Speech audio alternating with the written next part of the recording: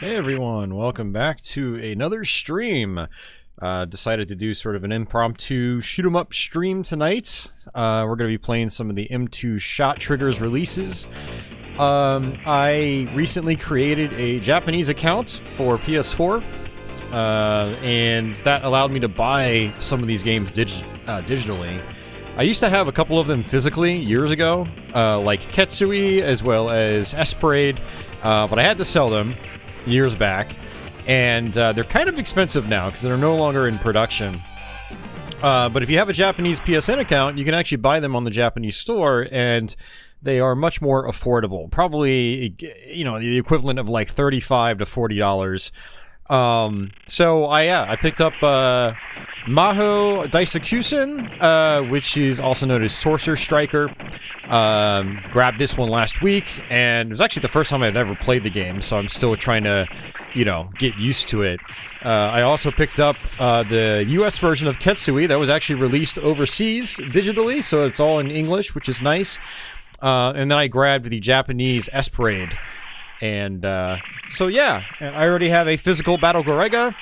I also have Dangon Fever on digitally. I don't think we're going to play that one, but the idea is to try to play some Sorcer Striker, Ketsui, Esprade, and Battle Garegga at the very least. You know, stream should be at least a couple hours long, and we should have a good time. Now, a little bit of a caveat here. I'm not that great at these games. These are very, very difficult games. And so, you know, we're not going to, like, one credit clear these games or anything like that.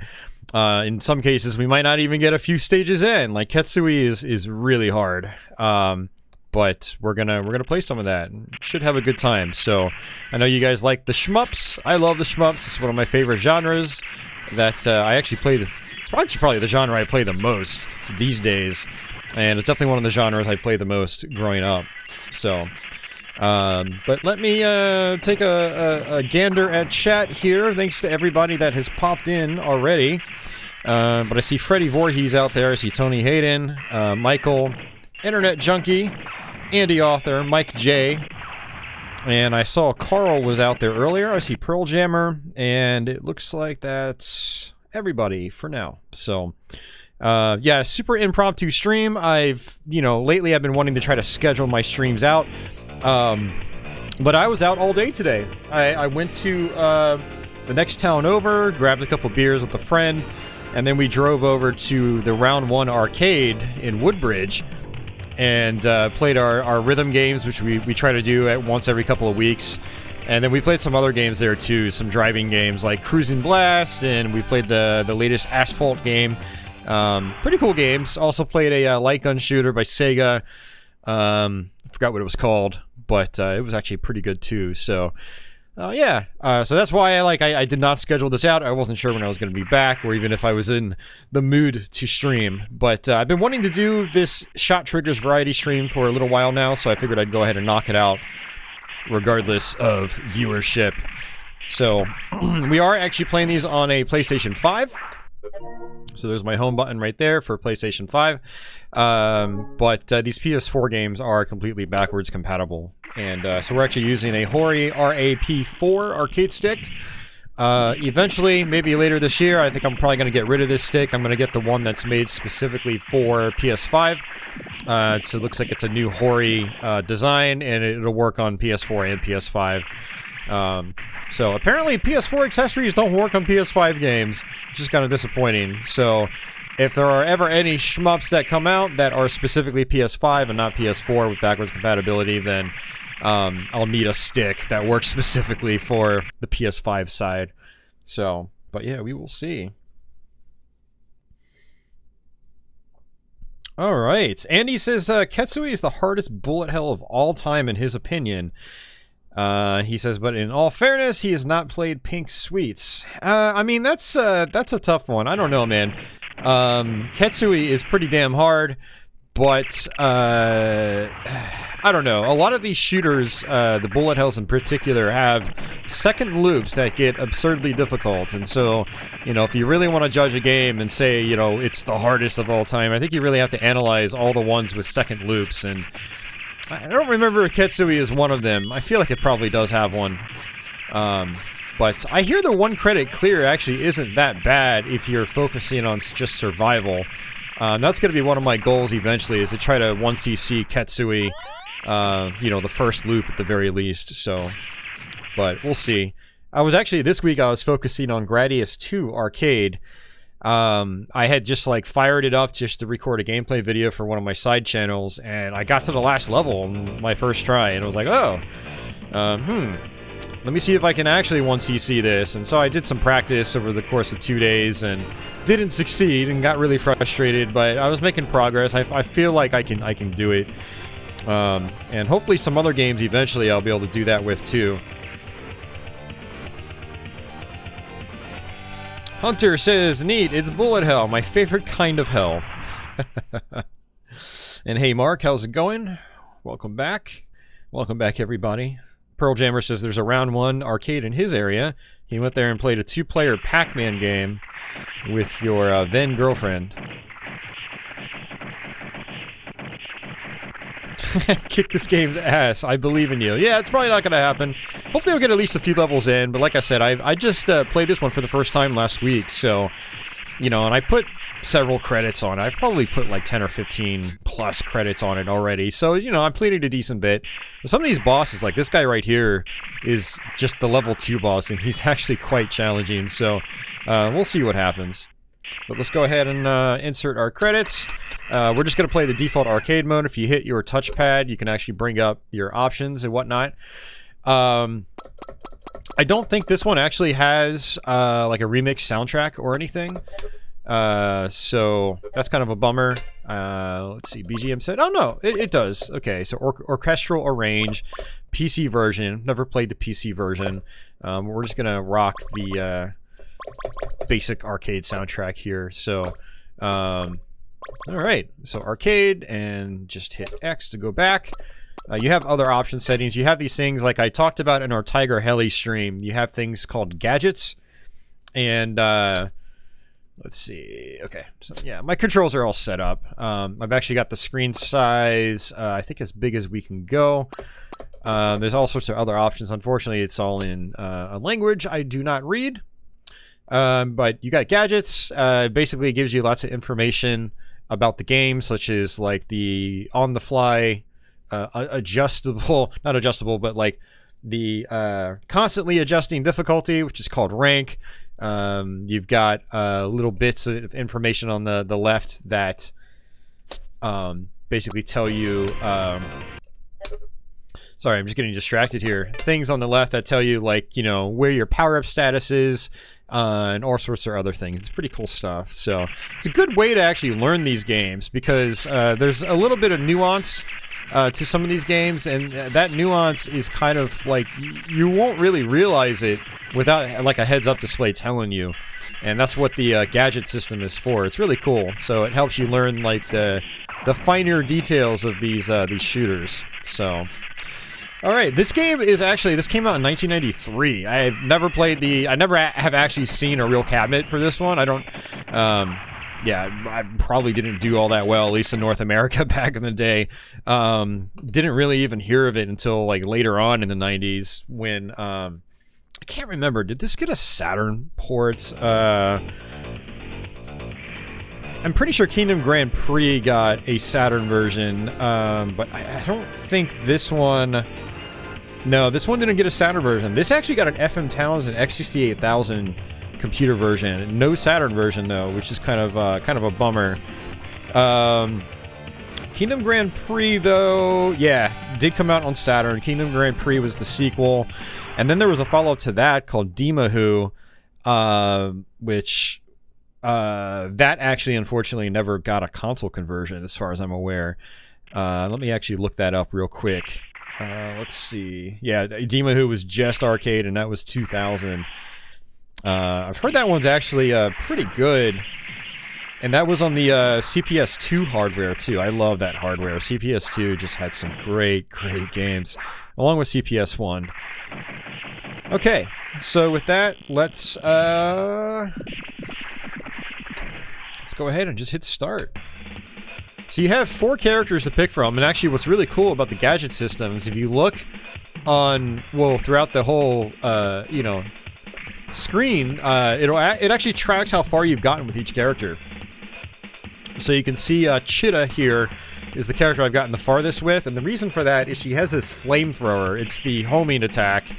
It's super powerful, so that's the character I'm going to keep playing as until I eventually, once you see this, if I ever. It's a pretty tough game. But it definitely has a kind of like an old school 16-bit era shooter difficulty in that,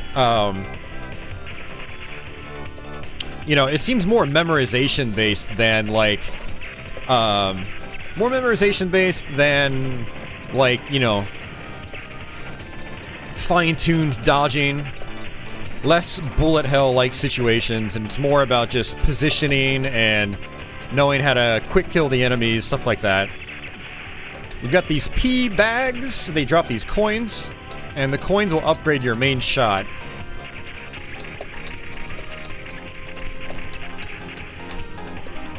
Yes, that's a really catchy soundtrack.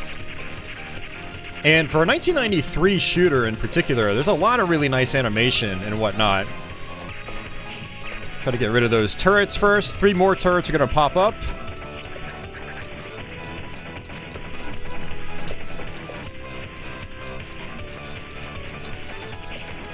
Now, I've only played 1 shooter today. I did 1 round of Raiden 4 at Round 1 Arcade. They have a Nessica cabinet that has a bunch of different games on it. And I'm like the only one that plays Raiden 4 there, so I get to see my initials saved on it. So every time I go there, I try to do at least a credit or 2 and see if I can get better at the game. And I actually made some progress today. I got to stage 5 for the first time on 1 credit. There's actually like a water tower there on the left. It actually will drop coins, so I want to actually kind of wait until it's closer to the bottom of the screen.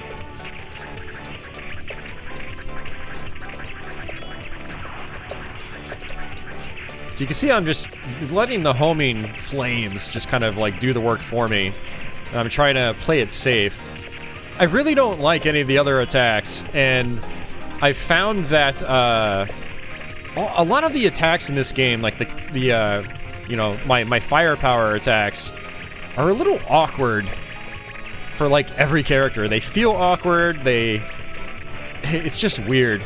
It's kind of hard. Oh no, I ran into it. Ah, that's horrible. That's really bad. I hate dying on the first level, but I'm not going to subject you to restarting this stage.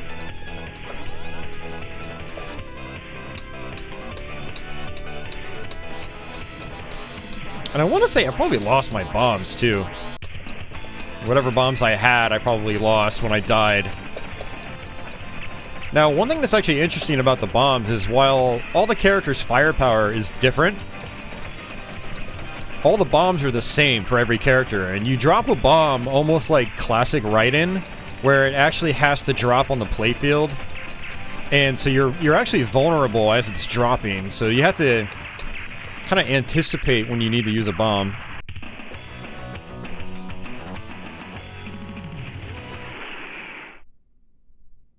Hey, Jeffrey.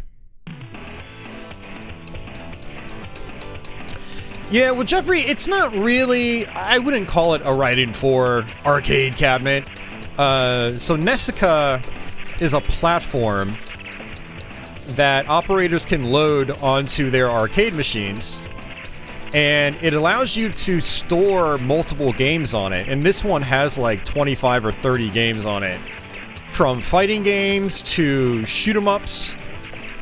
Like, it's got Raiden 4, it's got Ikaruga, it has an arcade version of Strania. It's got Crimson Clover arcade.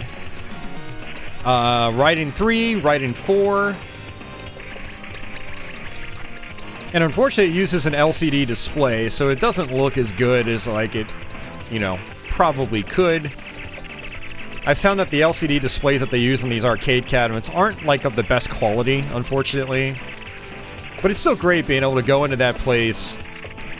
You know, I go so I can play some Beatmania 2DX and some other rhythm games my friend and I are kind of getting into. Oh no, I ran into a bullet. Oh, it was a lone bullet. Well, this is kind of a bad run, but like I said, I'm not really warmed up. Also not super... that's game over, actually.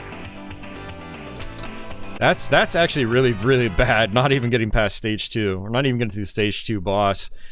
I almost feel like I want to try that again, but I'll probably just pick a different character so you guys can see the different characters. This is my favorite character to play as because, again, her flamethrower is amazing. Whereas a lot of the other characters I played as, their firepower doesn't really feel very good to me. So... Let's actually change the sound option, and it doesn't really look like, you know, the game mode settings are really all that interesting. So we'll just try the PC version soundtrack. Hold down the button, and it basically has to reset everything. And hey, John Smith, welcome back. Yeah, one of the gadgets is the health bar for the enemies. I agree, it's really cool. Hey, Adam.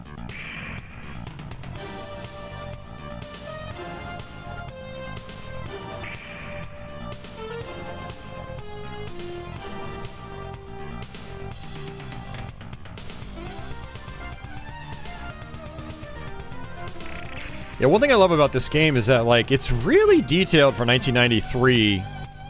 I mean, Raiden 2 is extremely detailed as well, and that was, I want to say, like, 92.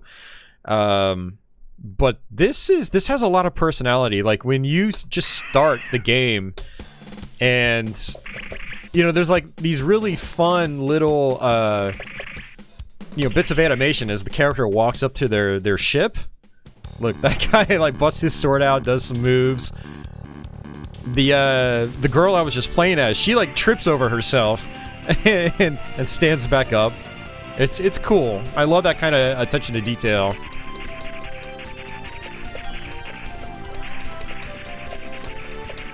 So now, to upgrade your weapon, you have to pick up the same weapon and type again. So, I'm gonna kind of try to stick with the homing for now.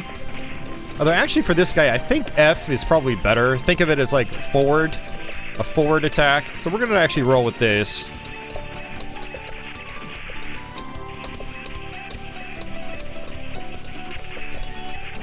He's also really fast. Like, very fast.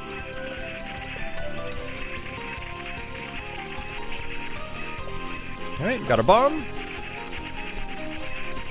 So, this game was developed by Rising. Rising really likes the players using bombs. It's like you really want to use them in Rising games. Yeah, that goes for Battle Garegga, that goes for this, that goes for Sukiya Garentai. That's such a good game. I love that game.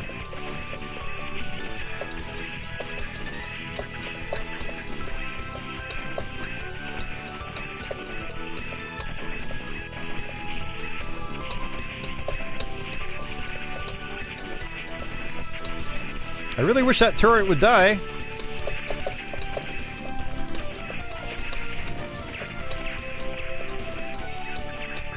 Yeah, see, that's another reason I love the... Forgot her name already, but the chick's flamethrower is just so powerful. Like, I can kill that turtle 100% of the time with her. But with, like, this character, nope. It's a lot harder.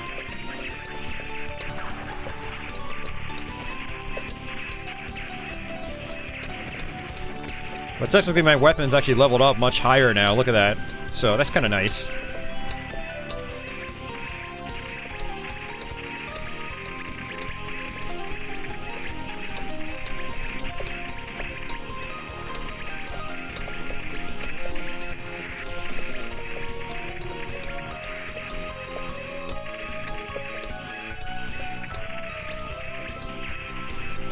There we go, very nice. Alright, looks like I'm maxed out on my green firepower.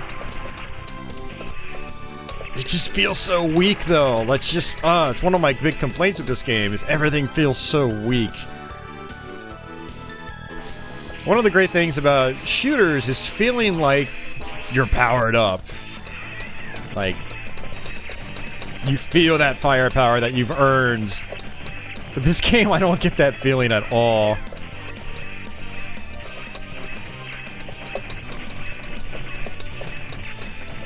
These, like, little tiny dragons that come out are also pretty beefy.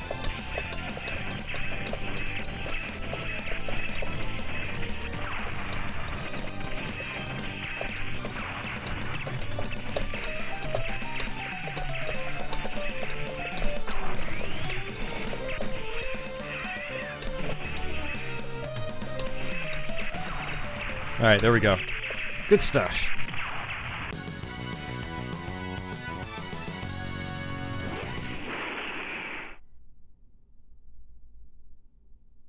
Jeffrey says Writing 2 was also 93. Oh, no way. Okay, for some reason I thought Writing 2 was 92. 2 years after the original Write-In. Good to know.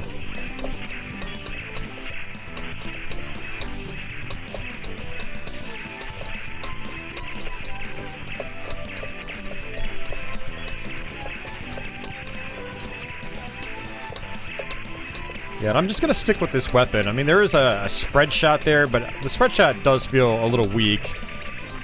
And the great thing about the green shot here is it does actually cut through solid objects. So that's pretty helpful. That'll be helpful for the boss in particular.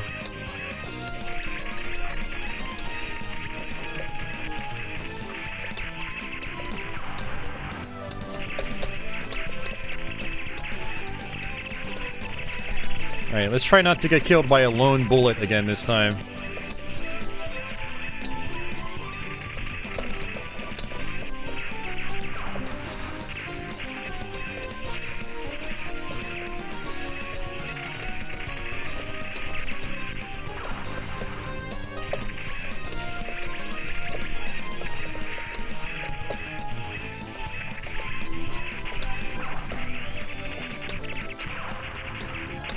Should get a bunch of bombs here coming up, so like I said, I don't really feel too bad about using bombs in this. You get a lot.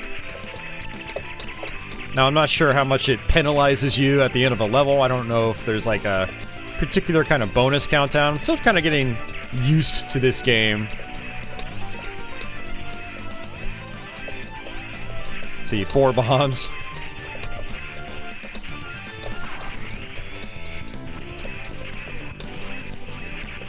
I'm gonna use a bomb coming up here too. Okay, yeah, right here.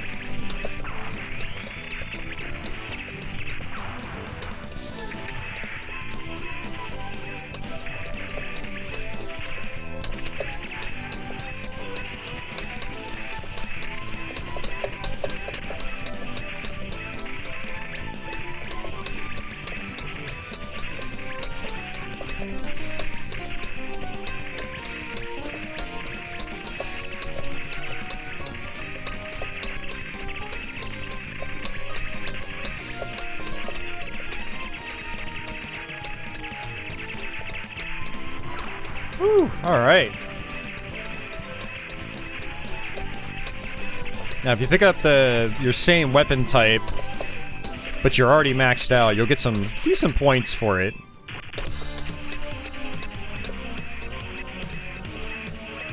Alright, this guy is pretty tough.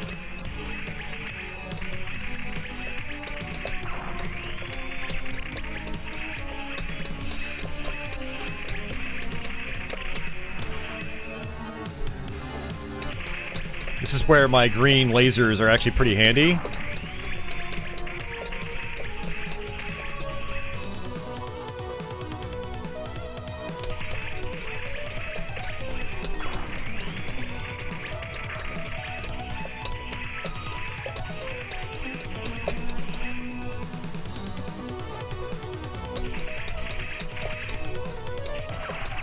There we go. Alright, good. I used a bunch of bombs, but whatever.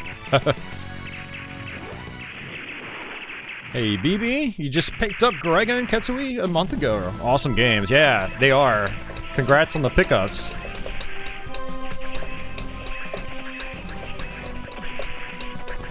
I'm just gonna stick with this weapon. It's a pretty cool level, actually. We go inside.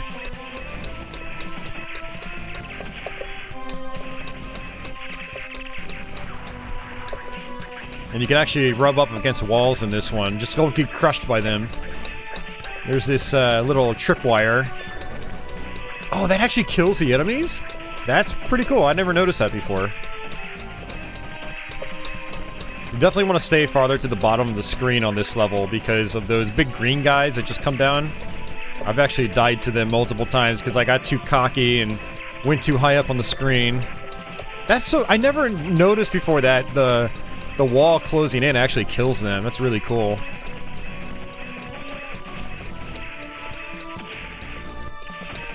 Each one of these guys drops a bomb, too. Yeah, so we got 1,000 points for picking up my weapon.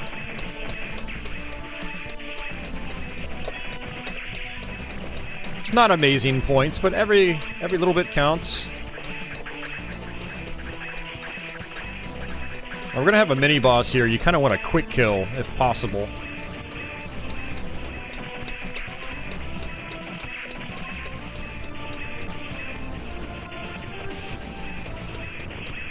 Just holding back on my stick.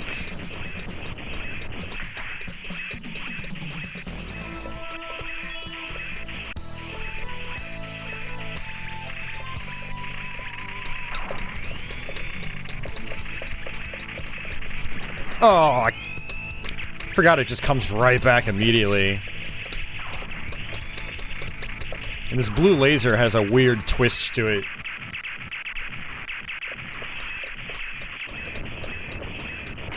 Had to make a USPSN account. Yeah, I had to actually do the opposite. I had to make a Japanese account for some of them. Battle Garegga is here in the States, and I actually have a physical copy of that one. And Ketsui came out in the States, but Esprade did not. And this here, Sorcer Striker, did not either, so I had to make a Japanese account for these. I'm gonna eventually get the Alesta collection as well. That should be fun. We'll do a live stream of that once I get it. That'll be... I don't know, hopefully soon I'll get that.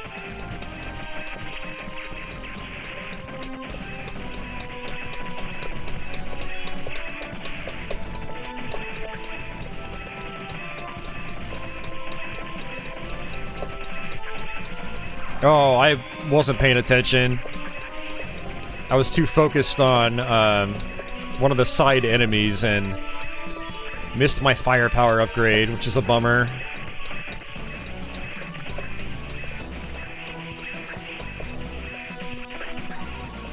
Looks like I just got an extra life.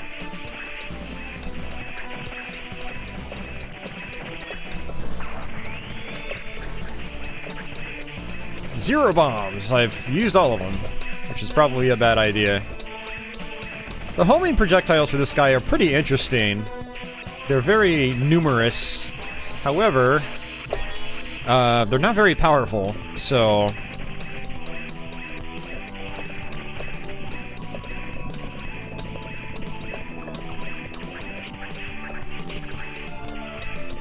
It's a pretty creative boss. I really like it.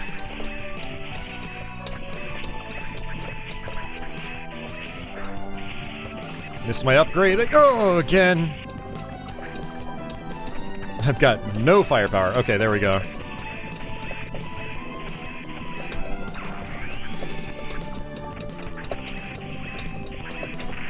Oh, you gotta be kidding me.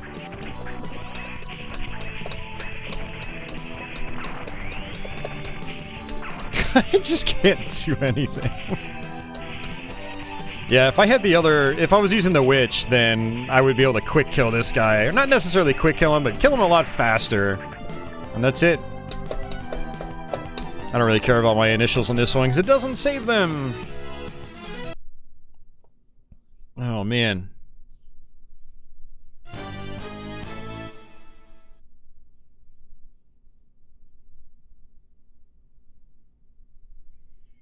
Glad you mentioned the Japanese account. I was wondering when this game had come to the USPS store. Dang, yeah. It's actually really easy to make a Japanese account, too. And then when you want to buy stuff, you just go buy a, you buy a PSN, you know, point card on, like, PlayAsia or something. It redeems immediately, and then you just buy the games. If you're on a PS4, as long as you've got your Japanese account profile set to set that console to like your home console for that profile, you'll be able to play the games with any other profile, like your US profile. So it's actually really easy. I kind of wish I did it sooner. I waited until like 2 or 3 weeks ago to do that. And it was actually really, really easy. It only took me like 10 minutes to get it all figured out. I just used a guide, like it was like a photo guide on some website, and I was able to get it set up quickly, and then I grabbed these games. So yeah, I wish I did that sooner. Also would have saved me some money if I just bought some of these ShotTriggers games digitally instead of physically. Like, I got the Tiger Heli collection, I got the Fire Shark collection, and those are both like $70 to $75 a piece after tax and shipping and whatever. So the digital ones are like $35 or $40 in comparison. So, and if you're on a PS5 like I am right now, you actually you don't have to set anything as like your home console. So you just log in as with your Japanese account, and then you can just you know, play the games with your US accounts. I'm on my US profile right now, but this is the Japanese game I bought with my Japanese account. Okay, and that was actually, I was hoping to do a little bit better on Sorcer Striker, but like I said, I'm rusty. We're just gonna have some fun, but we're gonna play Esprade. So actually, I did this, Ketsui, and Battle Garegga on a stream from years ago, probably 2019, when I got the physical version of this on PS4. And hey, Adrian, welcome back. And hey, Gotcham, welcome.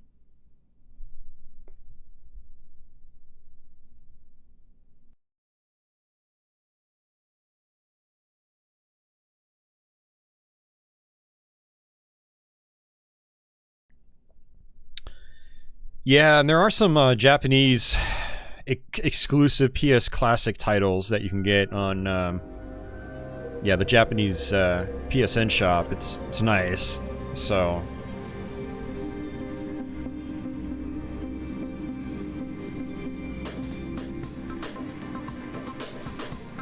Chitta was her name, Adam says. That's right. Oh, man.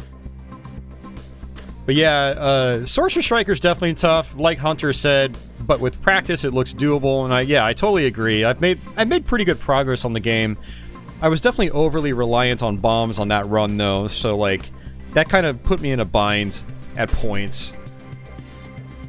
Hey Christopher, how are you doing?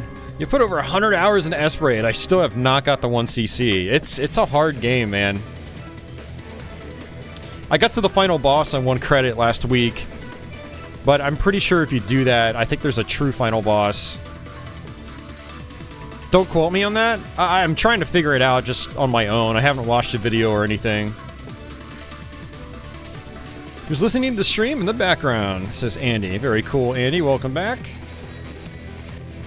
Adrian says the artwork for this game is amazing. Yes. This was Cave at their best, in my opinion. Like, these late 90s shooters were just, like, crazy. Late 90s, early 2000s.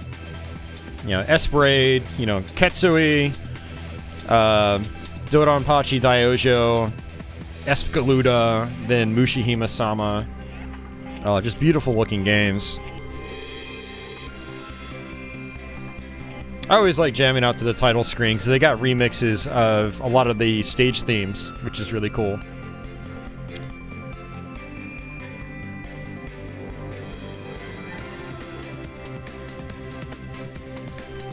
Alright. So this has Arcade Plus, which is kind of like an arrange mode. It's got like different enemy layouts and stuff like that. So we'll probably do a credit on each one. But let's do arcade.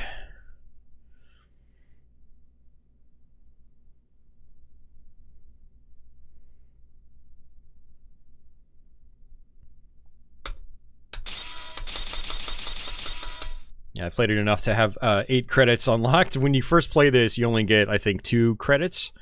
Every time you play it, it just boosts it by 1. So it doesn't matter how far you get. Oh, it looks like we've actually got the Driveways 2019 soundtrack. So let's actually change that. Change the BGM to arcade, stereo sound. I think I'm actually running the stream in mono, so we're just going to do the arcade sound.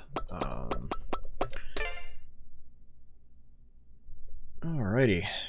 I always run the stream in mono because some people's like headphone setups are weird, and you know, if I have it in stereo, sometimes it not all like the details go through. I don't know, it's confusing. I'm not explaining it very well. Alright, let me check this real quick. I think felt like some of this was actually getting cut off. It looks like it's fine. Alright, so let's try this again. Alright, so you've got a regular shot and you have a power shot. I actually prefer this first character on the left, so we're going to go ahead and use him. And I will sort of let the tutorial play out so you guys can kind of see how the game works. You got rapid fire, and if you hold down the button, you have more of a focused attack, and you slow down. B button is your power shot. Your power shot is crucial in terms of scoring. And that's the equivalent of your bomb. It uses up an energy meter.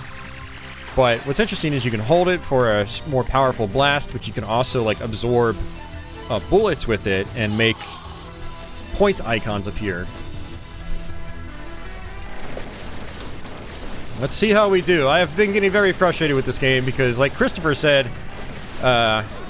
it's a hard game. And I have a tendency of making just really bad mistakes in this, but we'll see what happens.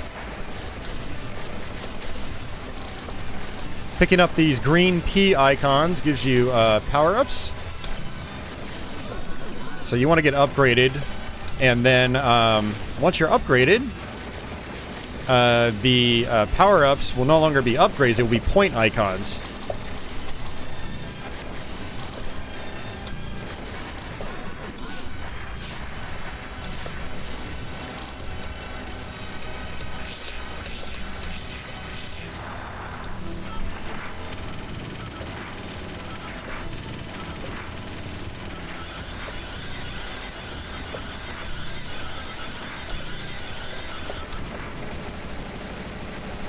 I'm not fully upgraded yet, so he's going to drop power-ups. Looks like I'm fully upgraded now. So now enemies are going to drop these orange point icons. And depending on your power shot, how many shots are actually, you know, hitting enemies, you'll get a score multiplier up to 16 times. And if you get a 16x, for a few seconds afterwards, everything will be worth times 16. So utilizing your power shot correctly is really crucial to scoring high in this game. I'm terrible at it. I find the scoring to be very difficult to manage.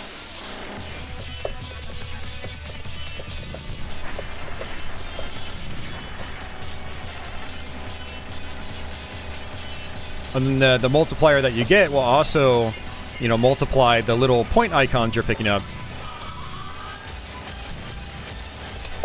Oh, that was close. That was a little too close for comfort. Nice. It's getting 900 apiece for those.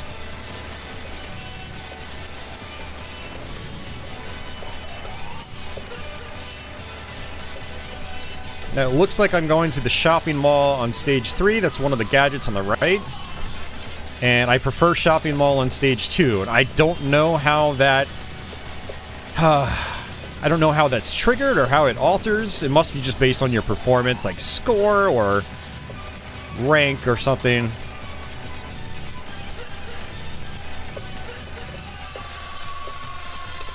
Now, whatever your multiplier is on the kill, that'll be your multiplier when you first start your next level. So, if you get like a times 16 on the boss and you want to try to like mow down everything immediately at the very beginning of the next level.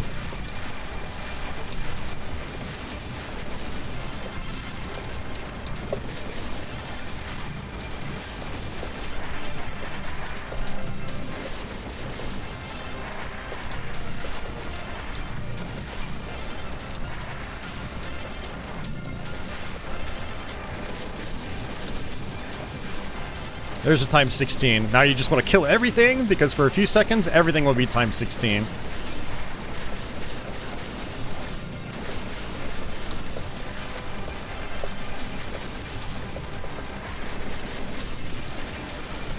There's a times 16.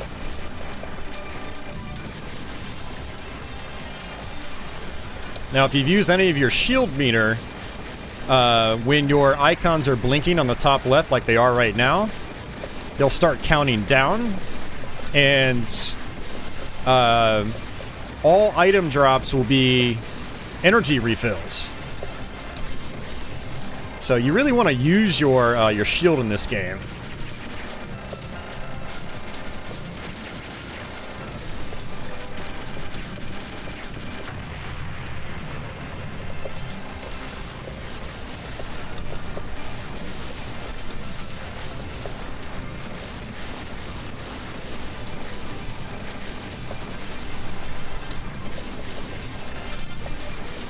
Now, one thing I love about this character I'm using is that you can actually wave your power shot.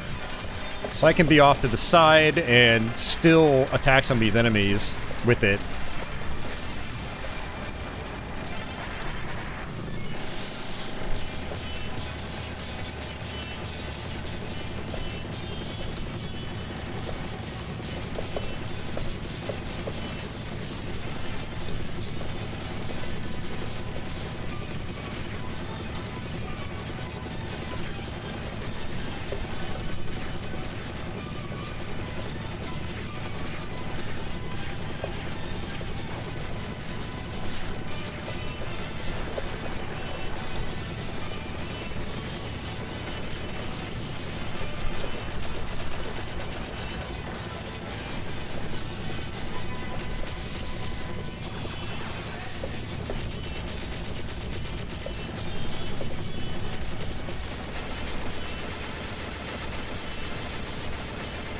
Went ahead and used a little bit of my energy just because some of these bullet patterns are pretty crazy. Christopher says stage order is based on what button you use to select your character. Are you kidding me? I did not know that. Are you serious? That's insane. I always thought it was based on like performance or something like that. And it was that simple. Literally just the button press. That's insane. Yeah, this is not an ideal level for stage 3 because the bosses get harder depending on which level you have to fight them on. So their bullet patterns become much more dense.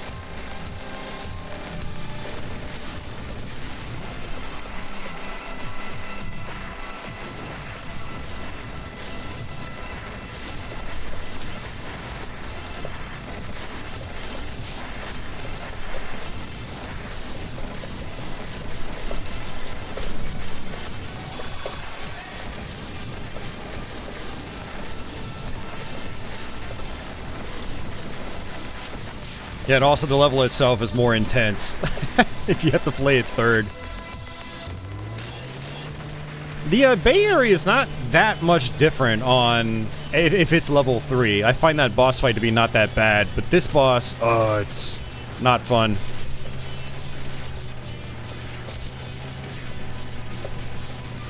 You can destroy its legs.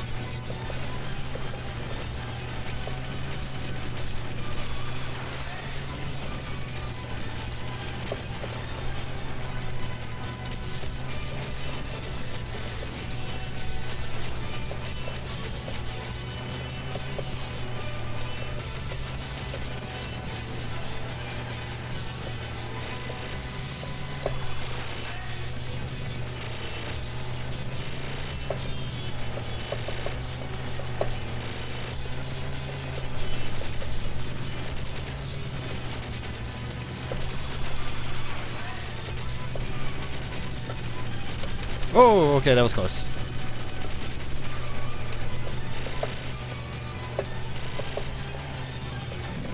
Wow. We did not die. We lost all of our energy, though, so...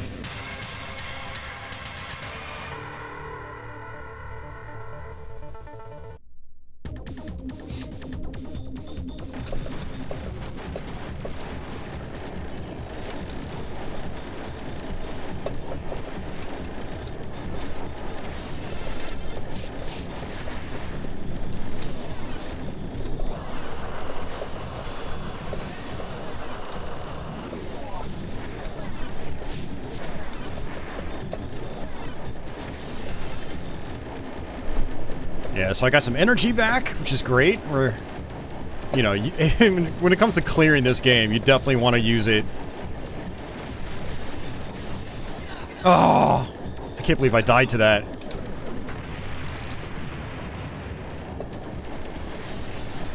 I love the stage designs in this game. Like, you're actually flying over, like, a subway. There's that part where you just see people trying to board the trains. It's so cool.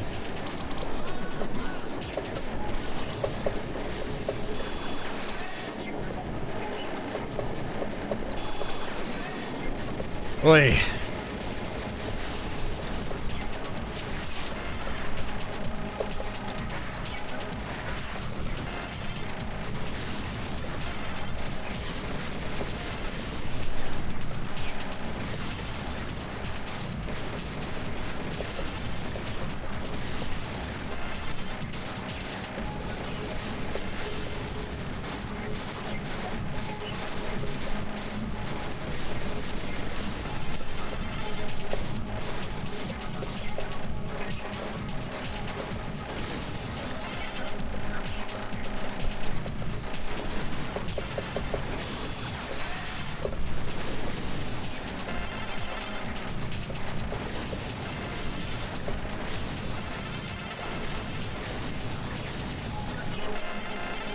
Oh, boss time. That's so tough.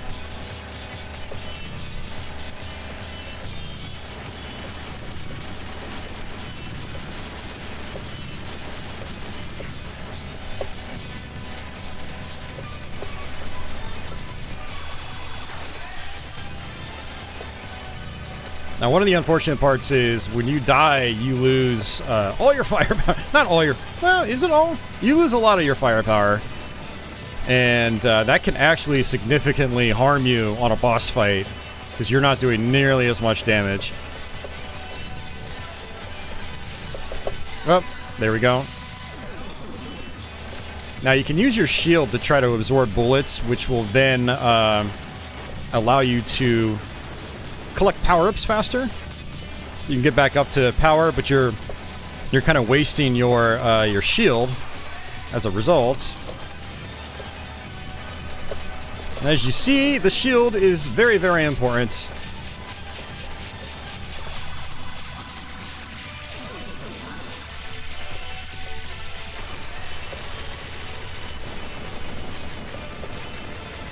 And you have to max out your items if you want to be able to replenish your shield.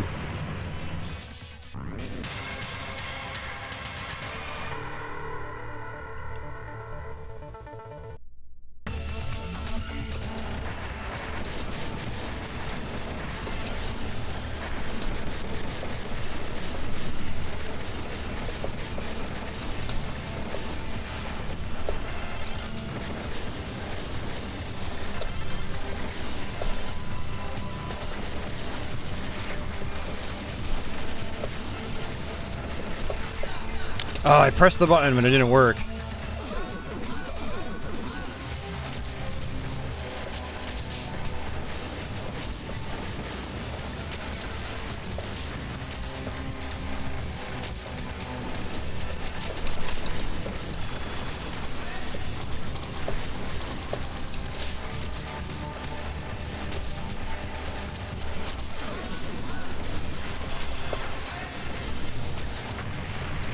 Woo, times 16. Nice.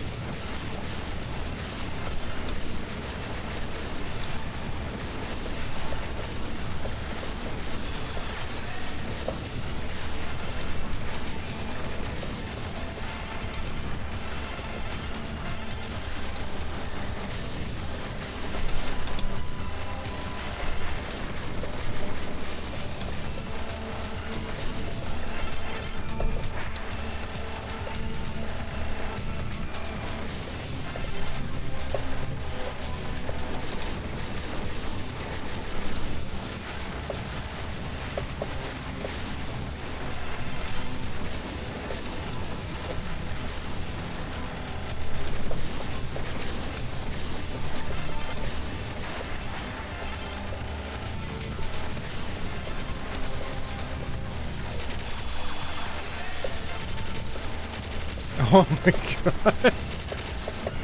So intense.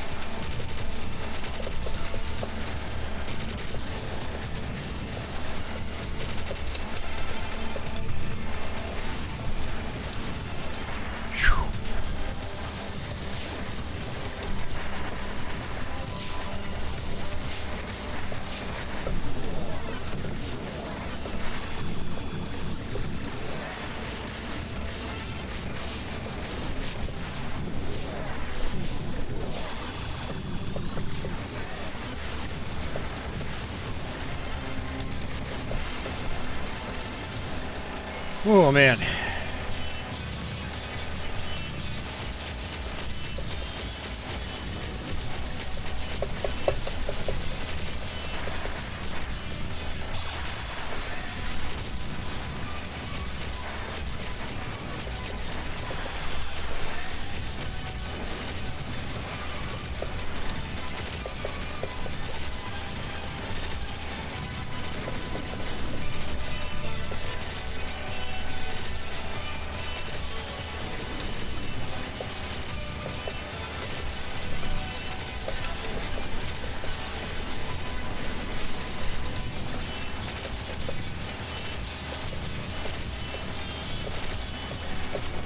Oh, just barely. I almost died there. Oh, I almost died there. Oy. Man, this game is just, it's brutal. You see, I've been making quite the use out of my shield when available.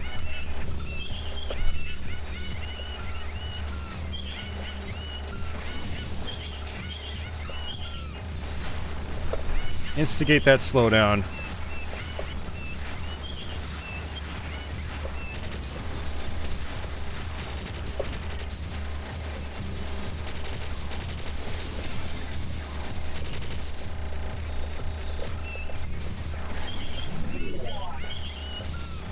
Got an extra life.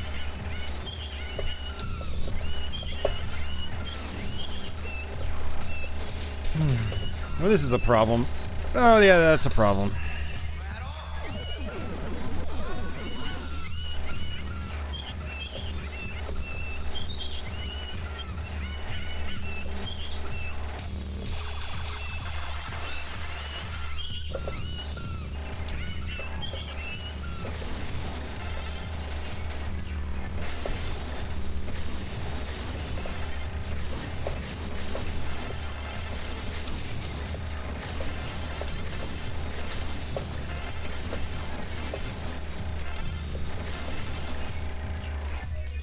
Oh man. Hey Carl, welcome back.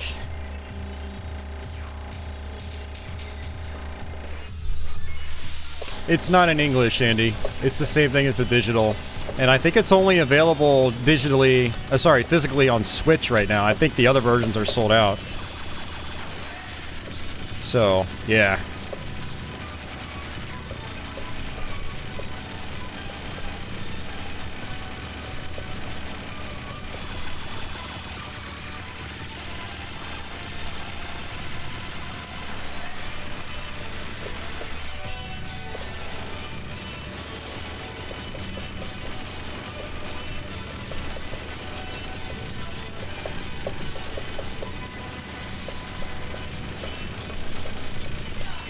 Damn.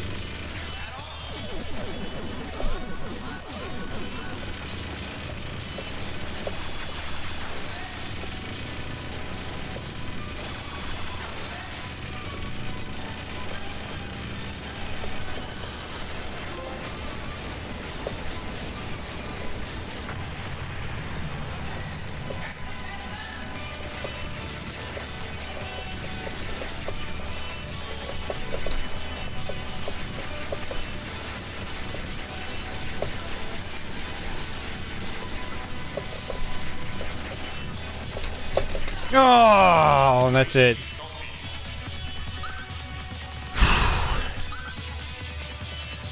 Well, that's my personal best attempt.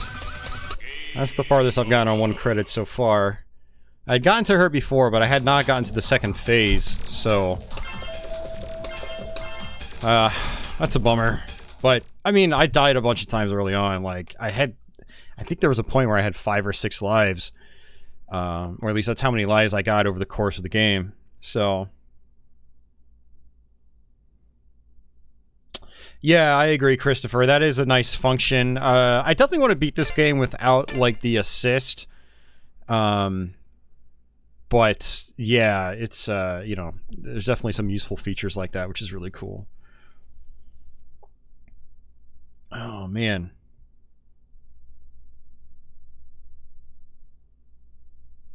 Andy, all the default settings are obvious. You know, you can't be, like... scared to figure it out. I mean, we've been having to deal with this stuff since the Saturn days. You know, you just... I mean, just leave everything on default settings. And there you go. Or get a, use your phone and use the translation app. You can literally, like, if you really have to know what these things do, then, you know, bust out a phone app, like Google Translate. You can bring up your camera and then just highlight the text you want translated. You know, it's not that hard. We had to go through this stuff all the time back in the day, and that's just the cost of importing games and playing games that aren't brought out over here. You just deal with it. So deal with it, Andy. Don't be such a scaredy pants about it. Just do it. And I didn't see the PS4 version when I ordered my the Toaplan Arcade Garage versions. I did not see Esprade available. I'm gonna go to PlayAsia's website right now, and let's see. Damn, so they did have the PS4 version. See, that's a bummer, man. I would have added that with the other ones, because, you know, I would like to have a physical, but it's not the end of the world. I mean, you do save like a good $20 to $25 if you buy the Japanese version digital. So, you know, that's the other side of the coin. Yeah. But yeah, it looks like they are available. I mean, I'll just post it in chat for you guys. Yeah, and the reason I did not buy it is because I thought it said that it was out of stock, and it was only in stock on Switch.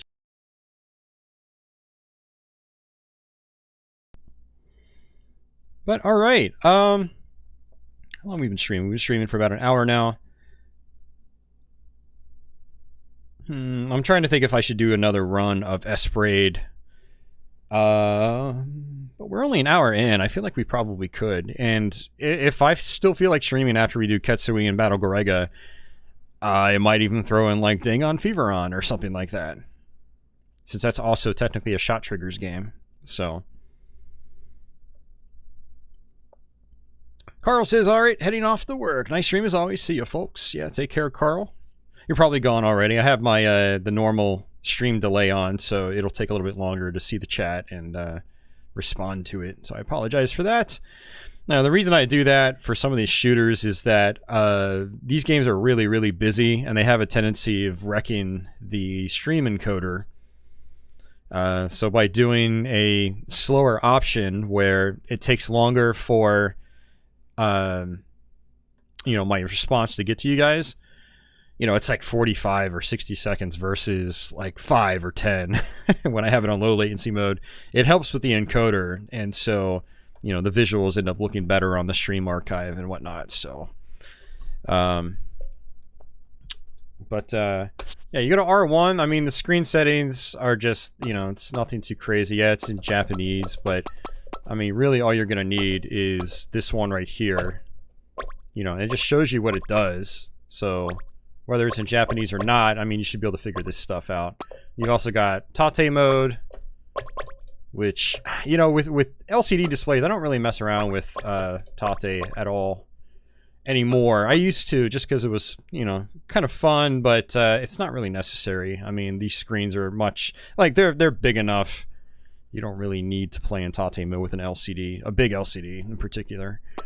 Let's turn my gadgets back on. And look at this. Some of your gadget information is in English, which is interesting. So.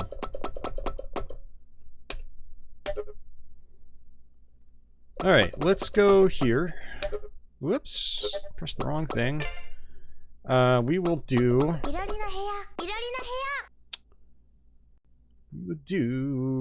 Arcade Plus. And that'll have the Drive Waves music. Michael asks, is Omega Boost a shmup kind of game? Not really, no. I mean, I guess you shoot things technically, but it's hard to describe what it is.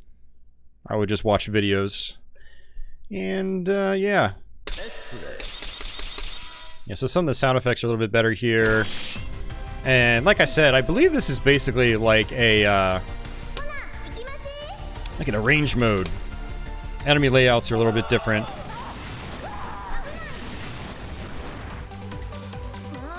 Man, trying to blow up a human being with missiles, that's just violent. Looks like we have the shopping mall again as level 3. I used my power shot button this time. But, your character, well, never mind. I was gonna say something, but I don't even know what I'm saying, so I'm just gonna stop saying things.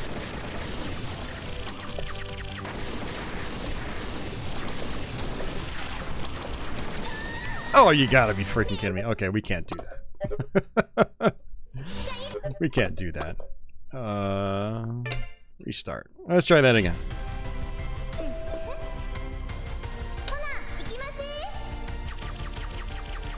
Jeffrey says, we can't be having violence in our video games.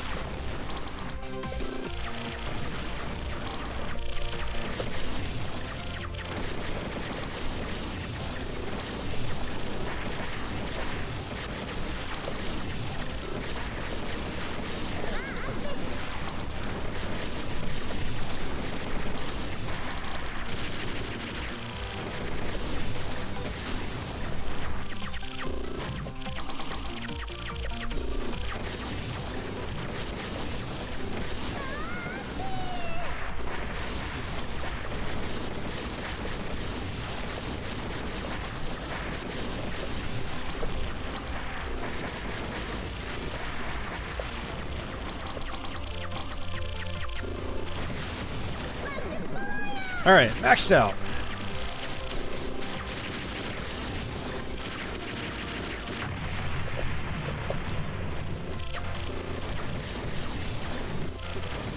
Yeah, one thing I like about that, I guess I'll call it a mini-boss, is that it always clears out the bullets.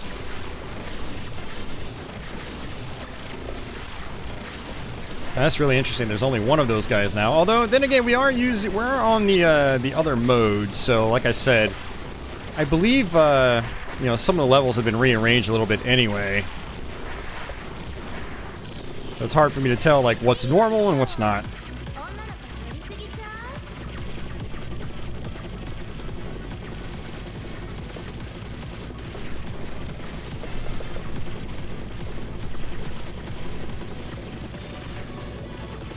I like the boss music.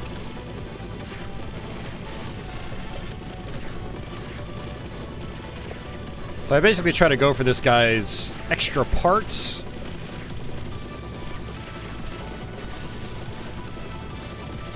I think it really helps with the fight.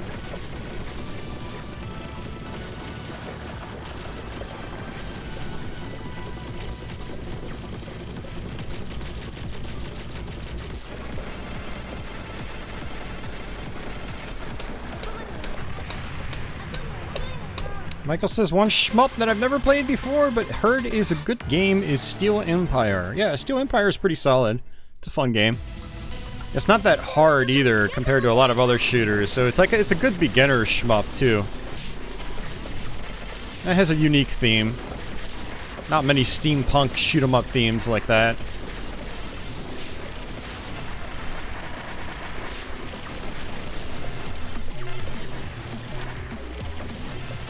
Got some drum and bass.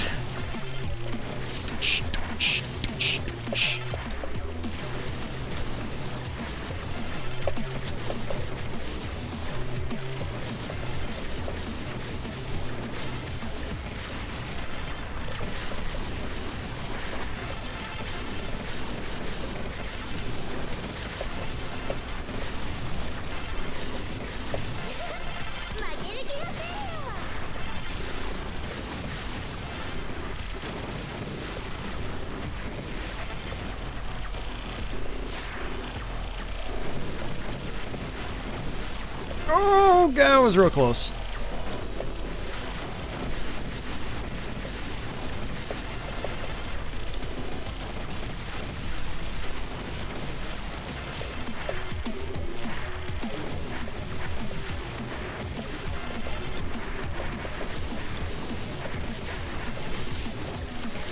Yeah, one of the disappointing things for me about the Toa Plan collections is that they didn't do remix soundtracks for them. I was like, oh man, I would have loved to have heard like a remixed Twin Cobra soundtrack or Fire Shark soundtrack. I would have absolutely loved it. Hey, Crestline, welcome back. Good sir, how are you doing?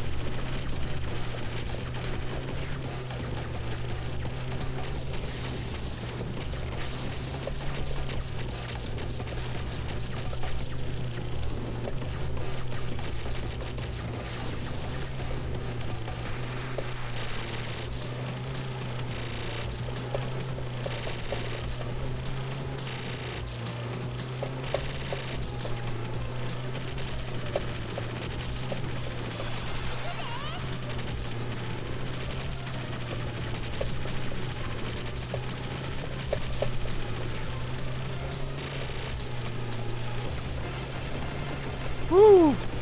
We got a time 16 at the end. Adrian says, hey, he really likes Xanac on the NES. The difficulty spike on the last two levels is insane, though. Yeah, that's one of those NES shmups I've never finished. I've been meaning to go back and do that.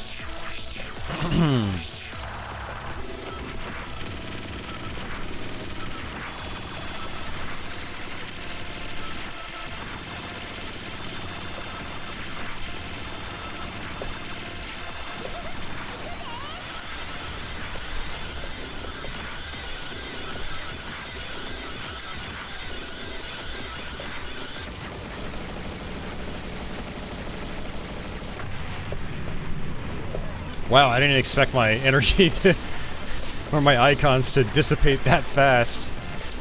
That was not actually a good choice. I got most of my energy back though, at least.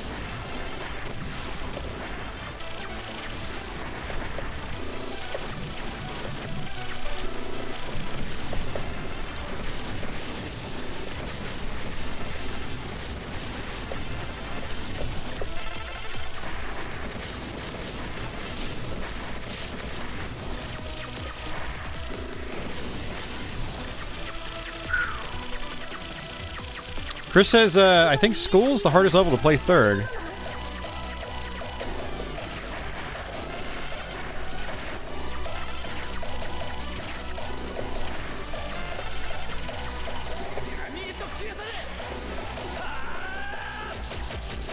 Yeah, the boss is a lot harder than it is on any other route.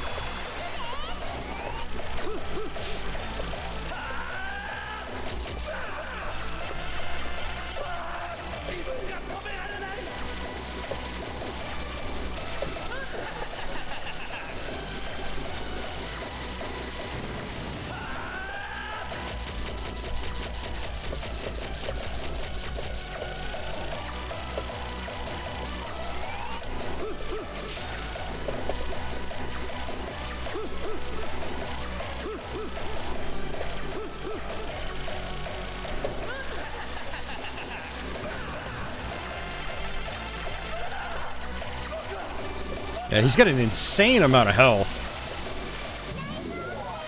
Looks like I got an extra life.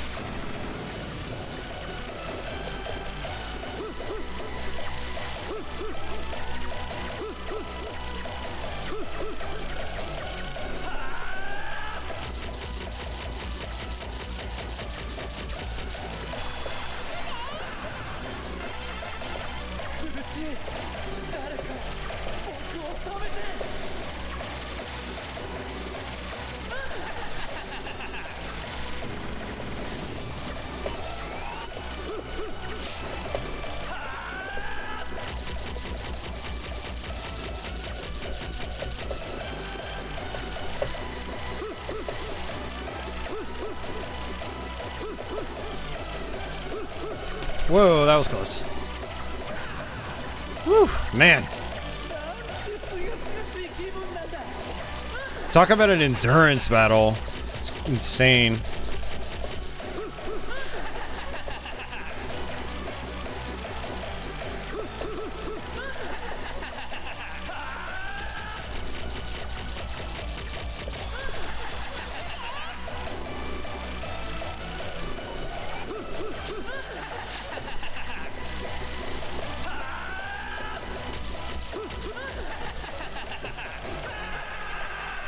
Wow, that was way more intense than I expected.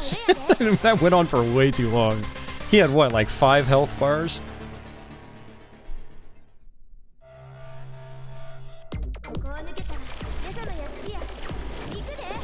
I basically had to lose all my shield in the process. That's fine. It's not a big deal.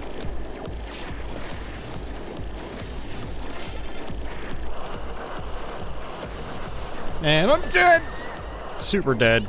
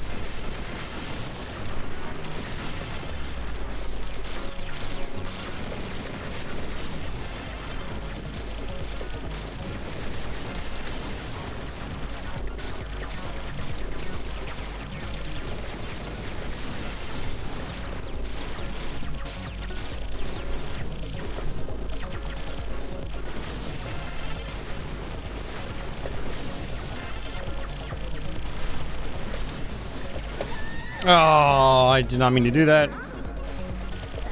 Ugh.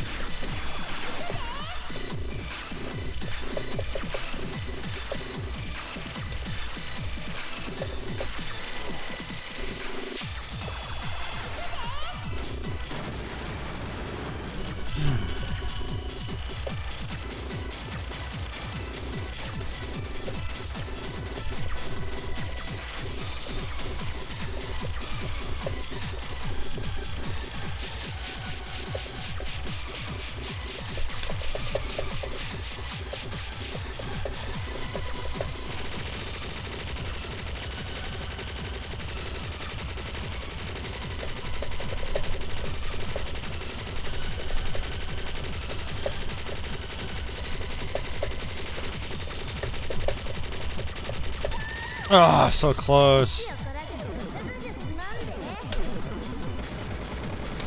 I was so close, man.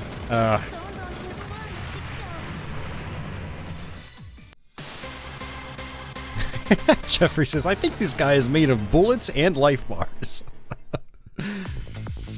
Oh, man. Yeah, that was brutal.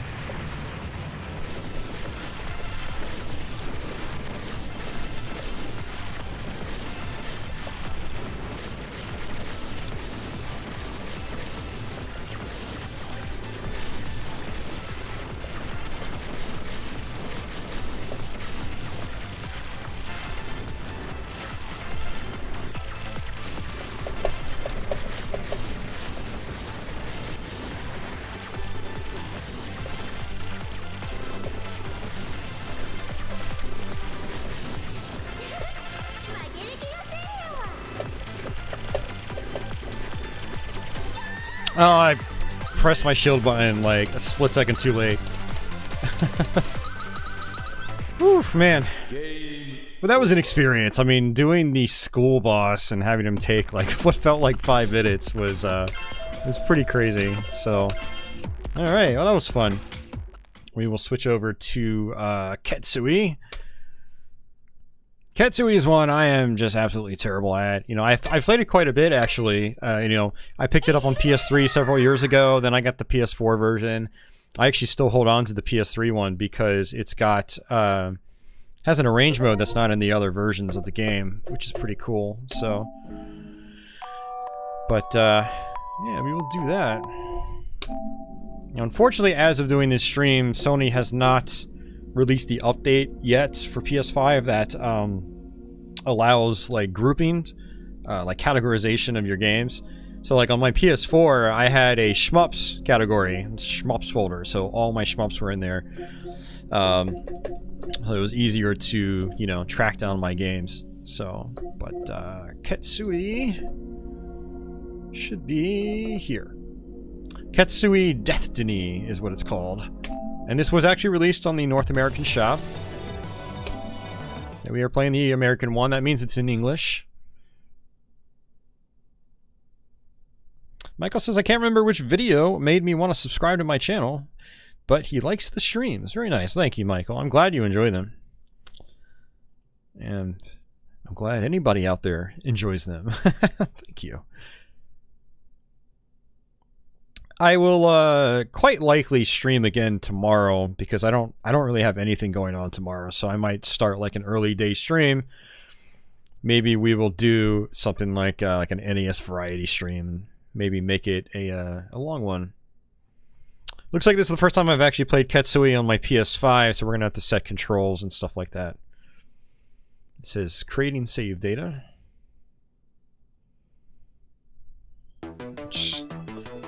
Right.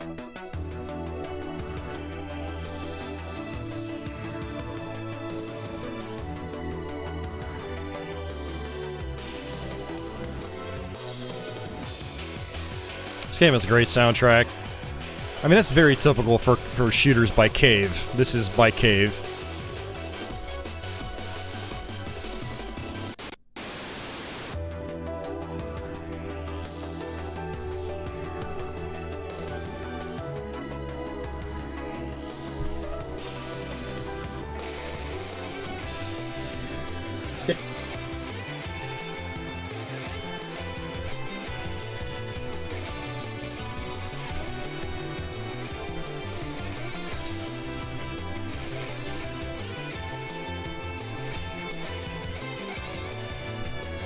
Adrian says he loves me some variety streams. Hell yeah.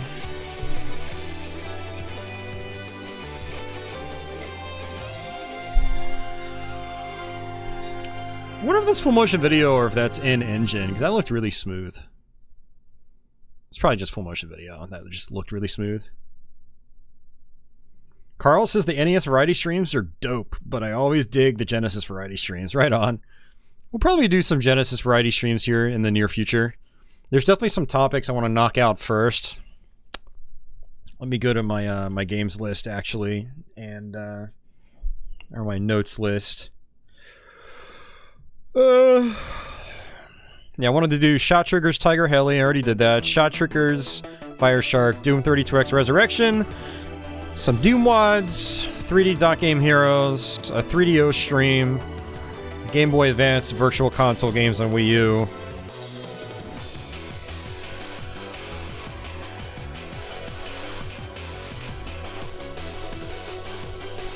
I'll add Sega Genesis variety to my list.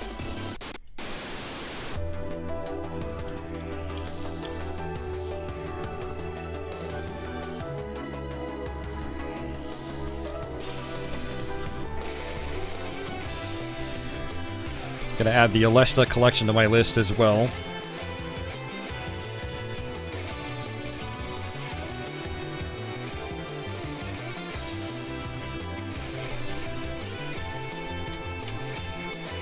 Alright, cool.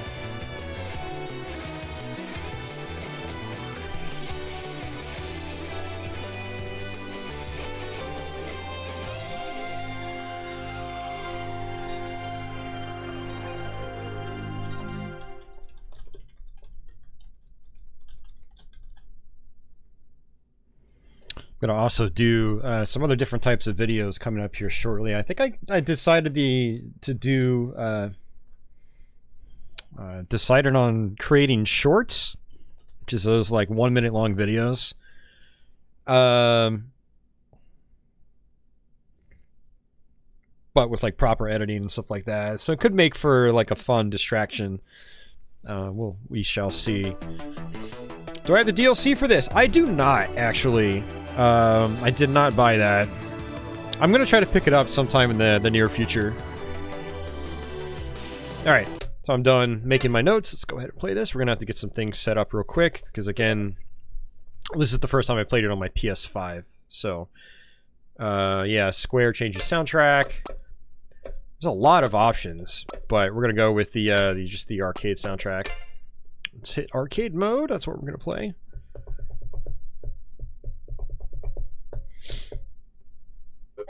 And let's go to our options menu.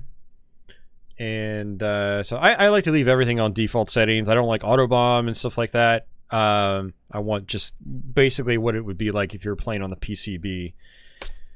All right, so X is going to be shot, circle is going to be bomb, and I think it's R2. I always have to look down. Yes, R2 is going to be full auto. I don't really use full auto. You could still fire really fast just by mashing your standard fire button. Hey, Dasan, what's going on? Welcome, welcome, sir. You missed Sorcer Striker and Esprade, but we're on Ketsui right now. Carl says, while grocery shopping today, I saw Count Chocula, Booberry, and Frankenberry cereal, which means Halloween is coming, yes. Does that mean we're also getting some Castlevania streams soon? Oh, of course, man. You know, it's mandatory for me to do Castlevania streams in October. I'm gonna try to do a proper Let's Play as well of Castlevania 3 for NES. Kind of like I did with Castlevania 1 last year. Adrian says, do you plan on playing any scary games for October? Oh yeah, always. BB says, I don't have it either, but the Vert soundtrack is amazing. Oh, so that's part of the DLC. Gotcha, okay. But yeah, my brother is going to relearn Resident Evil 3 Remake. And he's going to come over and we're going to stream it on from my Xbox Series X. Okay, so I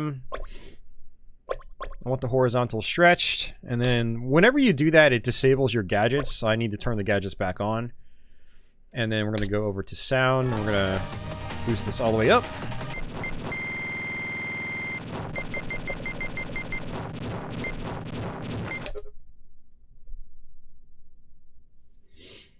Alright, let's do this.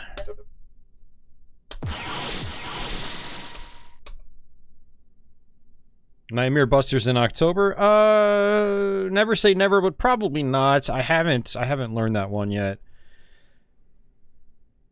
Dasan says, yeah, I saw the stream and learned it, but I had to let the team take their breaks before mine on the night shift. Right on, right on.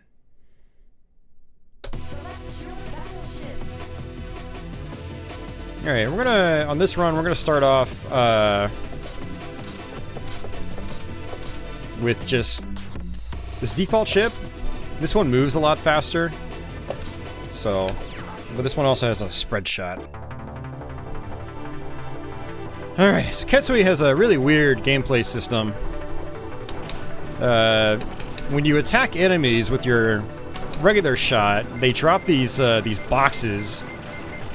The closer you get to enemies as you kill them, the number will be higher. 1 through 5. 5 is the best.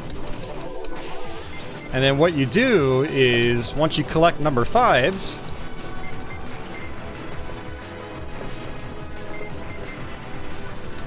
you use your focus shot to collect even more.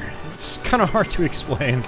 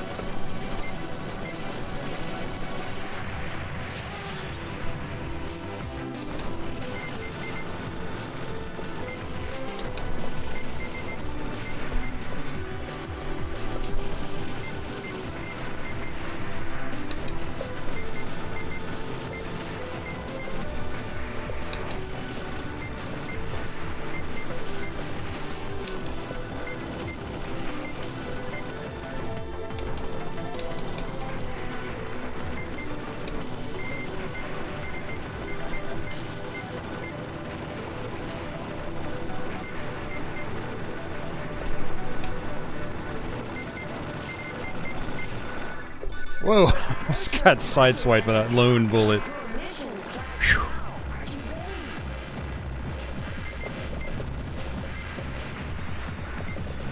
Yeah, one of the other things about Ketsui, it has very unconventional bullet patterns. And so it's got a very steep learning curve compared to other shooters.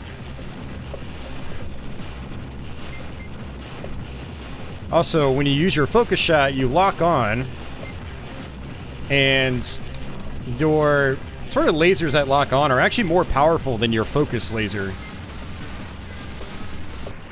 So you need to be fully locked on if you want to do the most damage. Hey, Zero! Yeah, same here, Zero. I love this era of Cave. Like, the animations are so smooth. They just did a phenomenal job.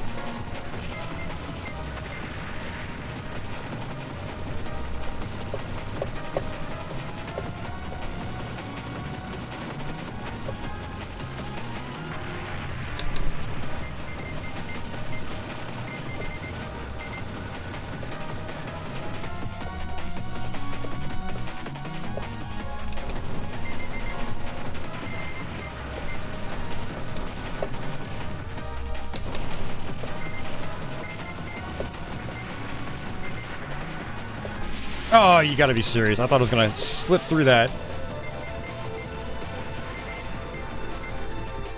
I think 20 million is our first extra life. If you're scoring well, you'll oftentimes get it around this part. You can actually get it earlier, but this is usually where I get it.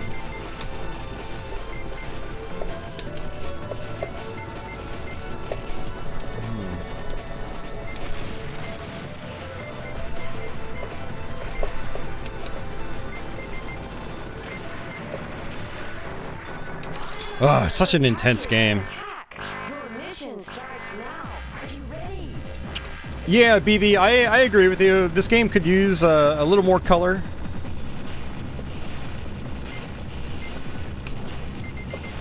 It definitely goes for more of like a realistic style in terms of, you know, color usage on like background objects and enemies. I mean, just look at these bullet patterns. They're like very different from what you would expect. It's not just simple spread patterns you have to weave through. It's like you really have to memorize these patterns. And that's honestly a big part of where I struggle with Ketsui. Especially the farther in I get. Now, the nice thing about this collection, or it's not really a collection, but the nice thing about this is that there are save states you can use. Oh, that was dumb on my part. That was really, really bad.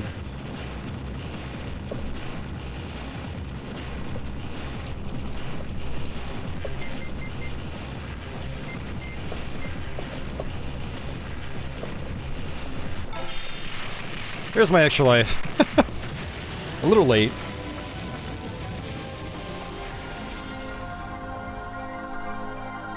Gosham says, that music is fantastic.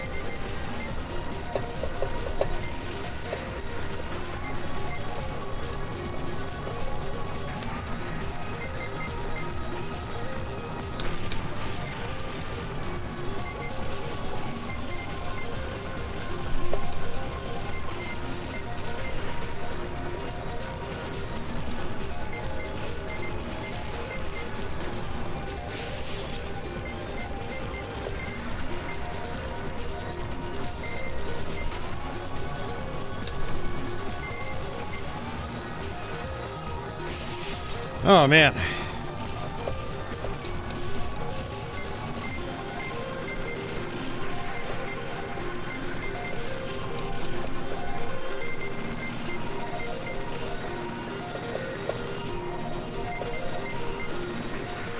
Oh, why did I do that? Come on, man. Ugh.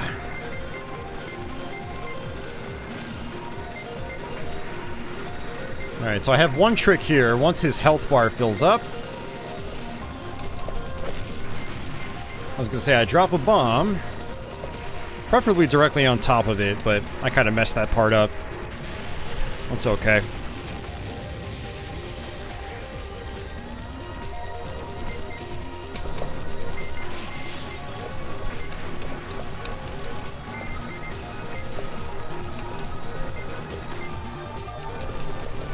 Oh, that's game.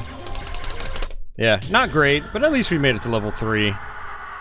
Ugh, it's tough. Alright, see ya, Carl. Have a good night, sir. Yeah, no, this is true, Adam. The muted background does make it a little bit easier to see bullets. So, that is a good point.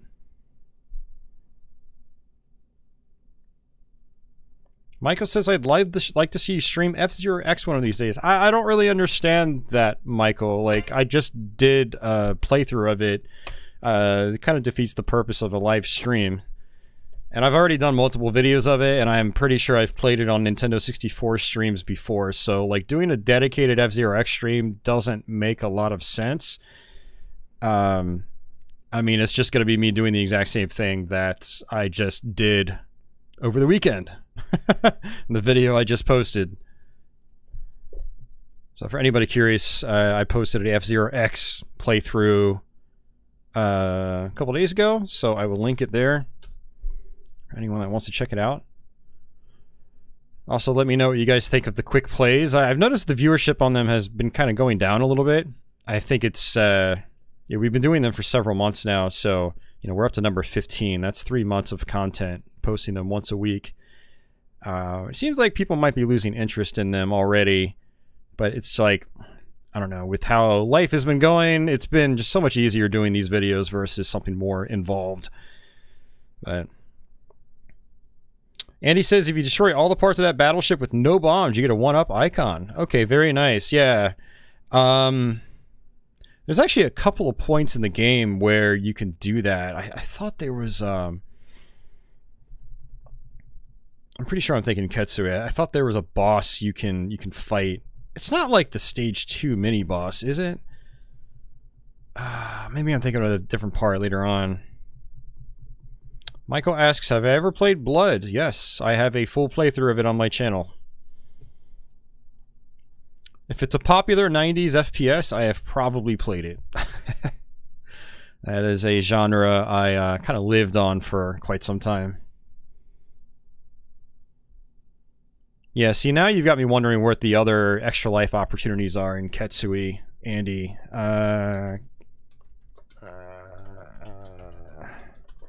Let's see.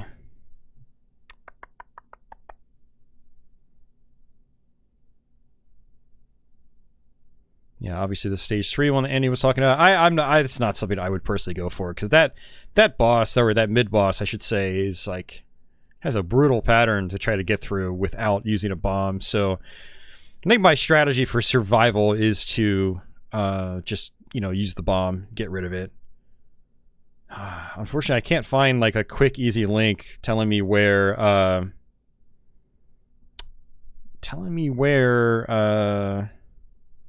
the extra lives are. Figured something would come up on the shmups forum, but apparently not. BB says there's a stage extend in stage 3 and 5. Okay.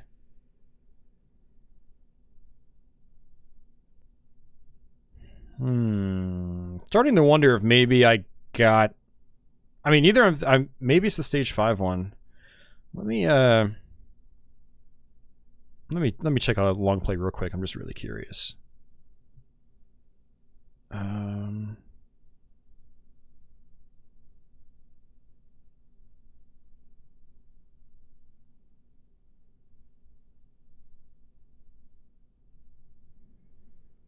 I must be thinking of a different game. Because the stage 5 one does... I don't think I've ever even gotten there on 1 credit, so... God, that's brutal. It's insane. Uh-oh, we might have a guest. Hey, Patchouli. Oh, Milo's in your spot. I didn't realize Milo was already in here.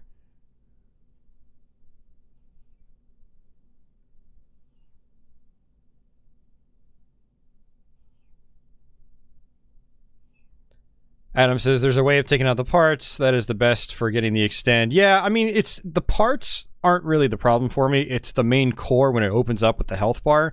It just has that insane like spread pattern. It's very unpredictable. So yeah, not bombing is the hard part. Yeah, exactly, BB. Go on, Patchouli. Go on up, girl. Patchouli's showing off for me. She's digging her claws in. Go on, babe. Go on, Patchouli. Come on, Patchouli. Good girl. There you go. Good girl, Patchouli. Oh yeah, no, they've been fine, Dasan. They play rough, but you know, aside from that, they're respectful of each other, especially when they're tired like this.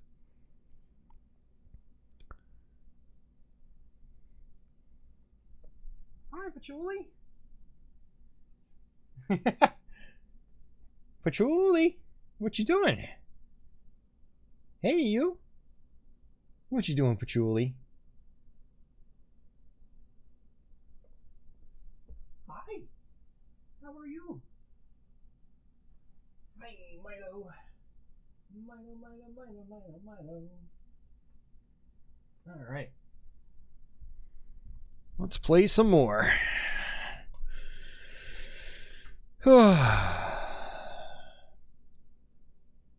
Milo looks super comfy. He's super. Milo's on the left for anybody new here. Patchouli is the one on the right. And I adopted Milo a few months ago. I think back in May. And he kind of curls up and turns into like a little puff ball. He's really funny like that. Okay.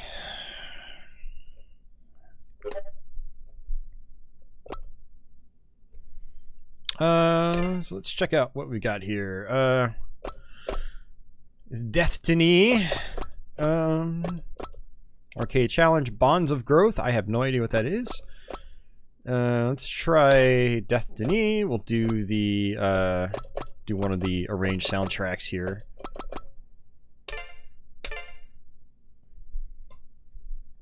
I'm gonna assume this is like an arranged mode.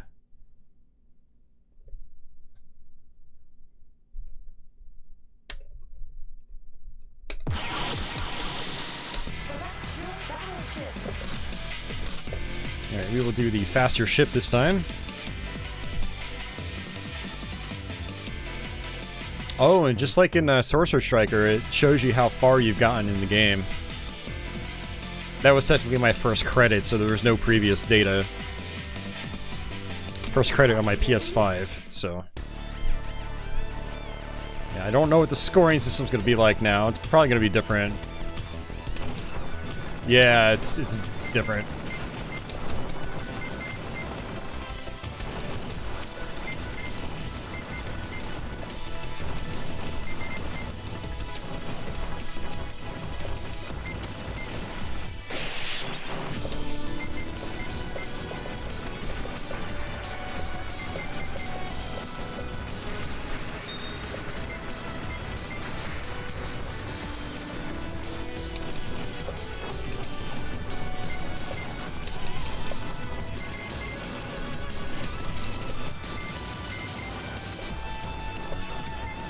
I remember the arranged mode being really fun in the PS3 version. Again, that's a reason why I still have my copy of that game. Wow, that bullet was kind of fast, actually. That was weird.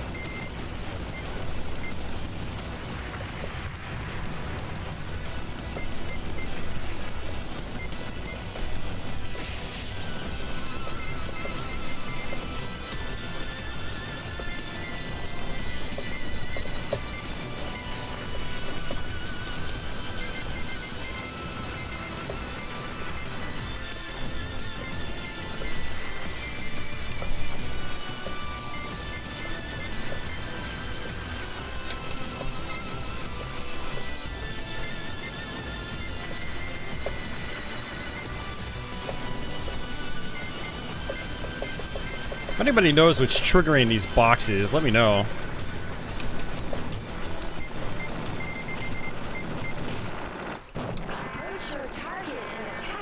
Deathtiny mode is fun, not too difficult. Use hypers to score.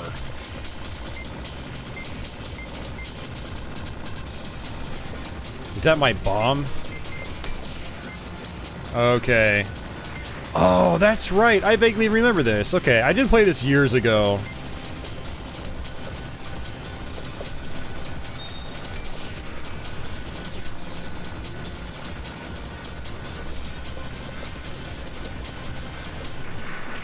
Okay. Yeah, this is gonna be fun.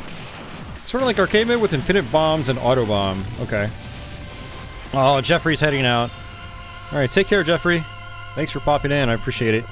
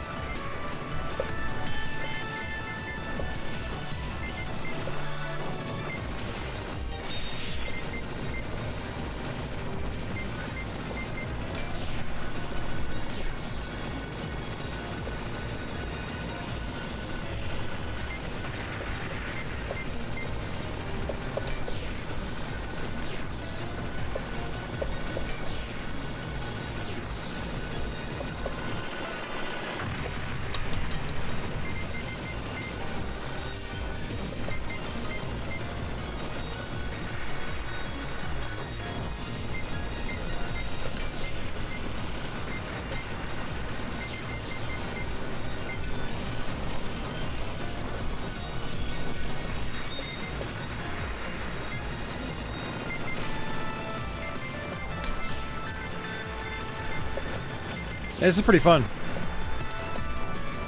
Definitely a little less stressful.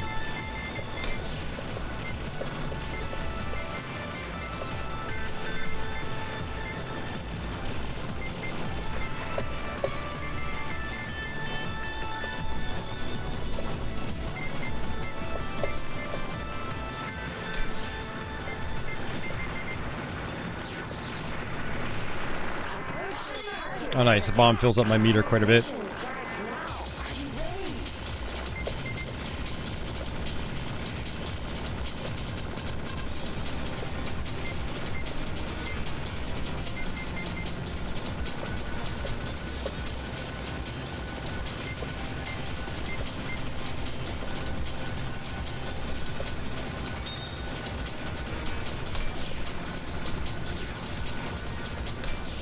Whoa, it didn't work! What the hell?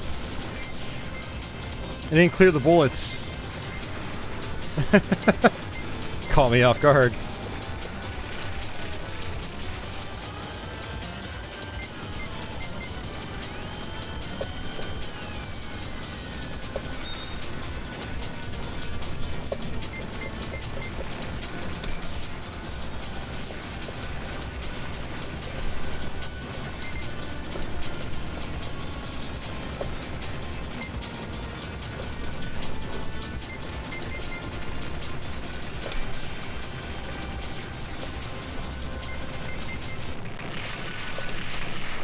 It definitely changes the strategies on the boss fights, that's for sure.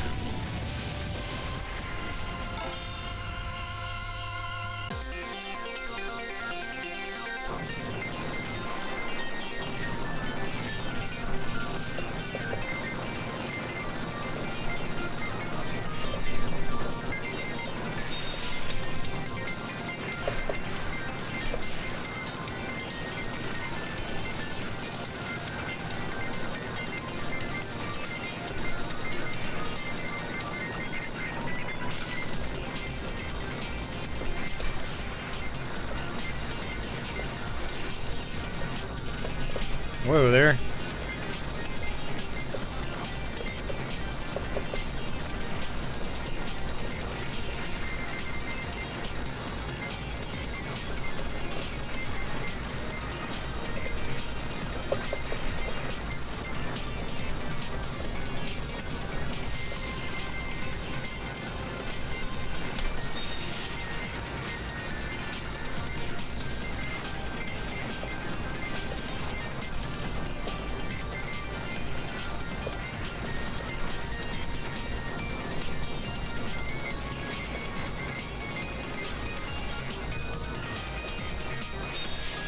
Oh, the power-ups also give you your meter too. Okay, good to know.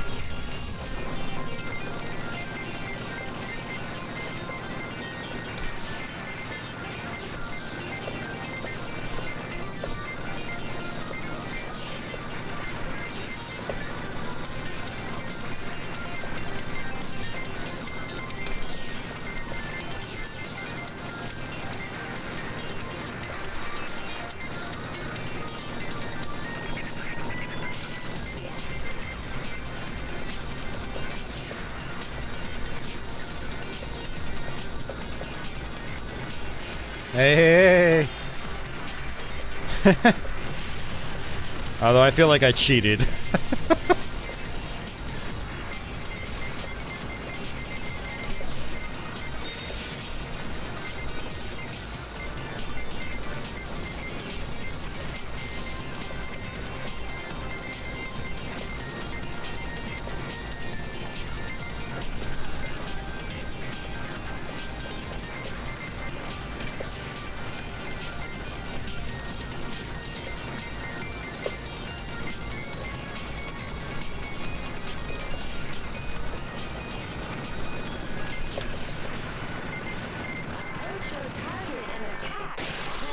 Woo! Hey, Beaker Man, welcome back.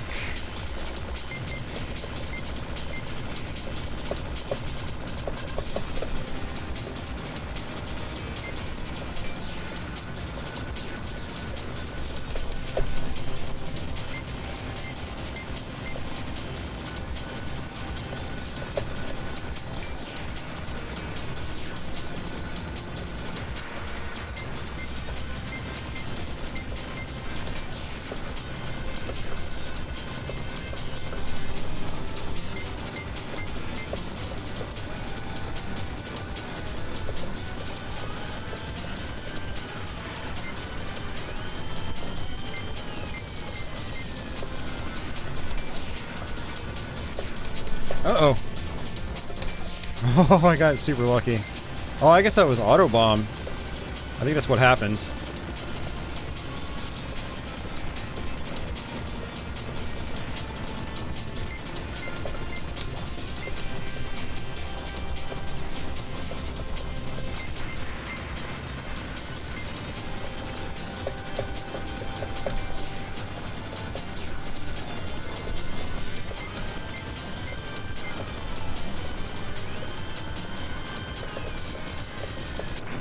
God, it's so hard to read.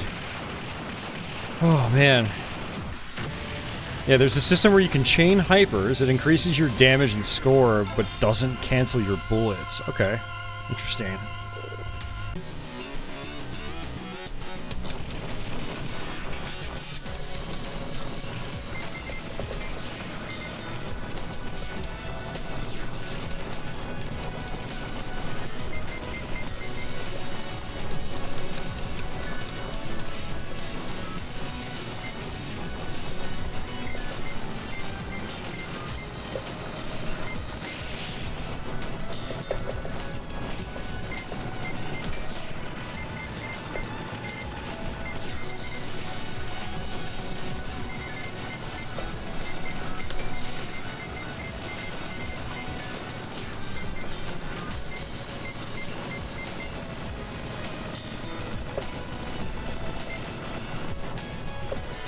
Whoa there.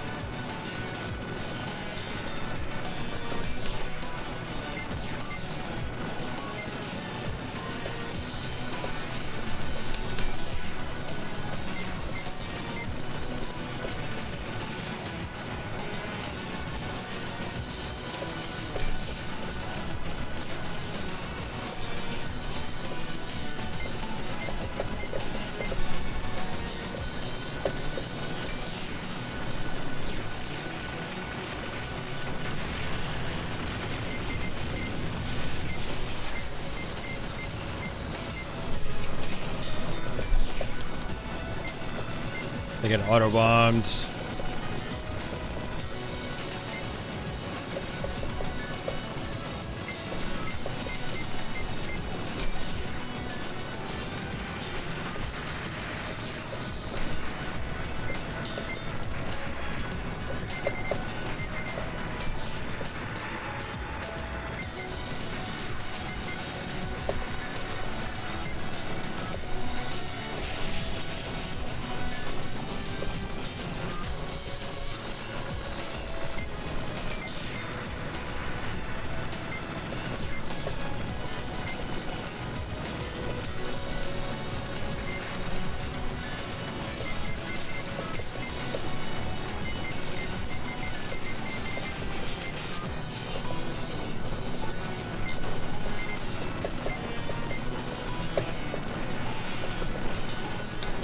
Ugh.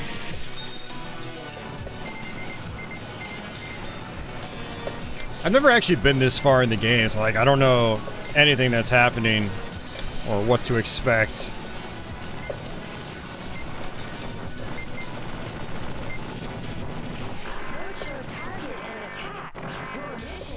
Whew. Yeah, I think I actually credit fed my way to this part a long time ago, but I'm the kind of player where, like, I try to just play one credit, and then I just kind of, like, work my way up from there. One credit, get a game over, start from the beginning. Although I really should start using save states to practice these bosses and levels. Oh, that's not good. And then, yeah, I get a feel for these levels.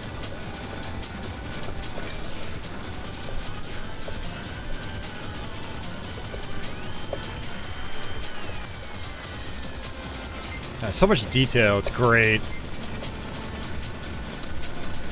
Look at these weird-ass patterns.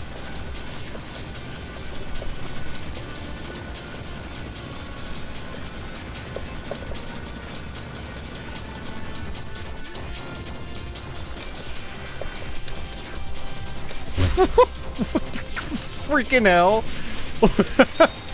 That pattern is ridiculous. Ugh. This is what not knowing what you're doing looks like. Like, I don't even know. Just...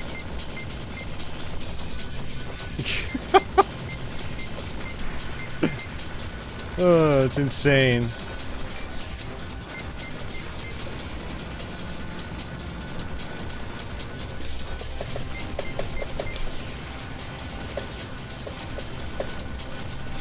It's like I'm barely doing any damage either. Wow, that's crazy. Hey, Cafe Man. Hey, Stevo.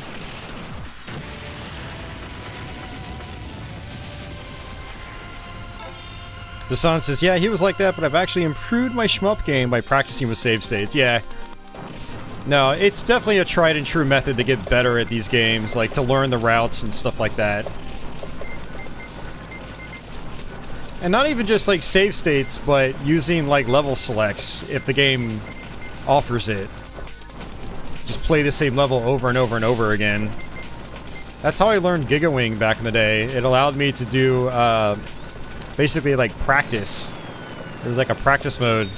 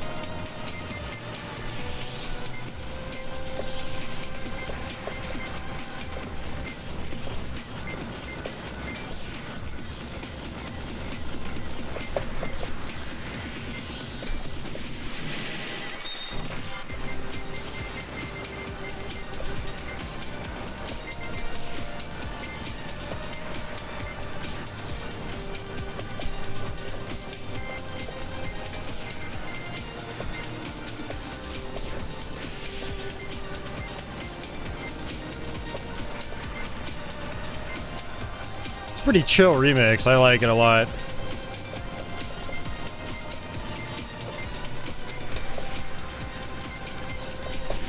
Ah.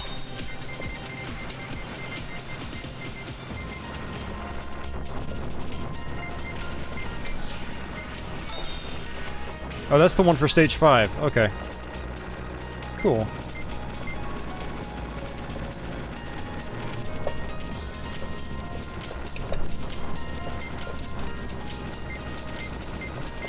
I'm starting to think the faster ship is my preferred ship. Like, I can just dodge through some of these bullets a lot easier.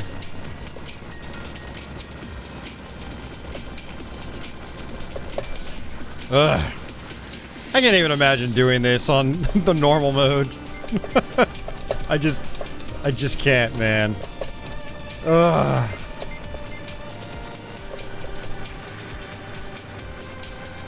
Ketsui is just ridiculously intense.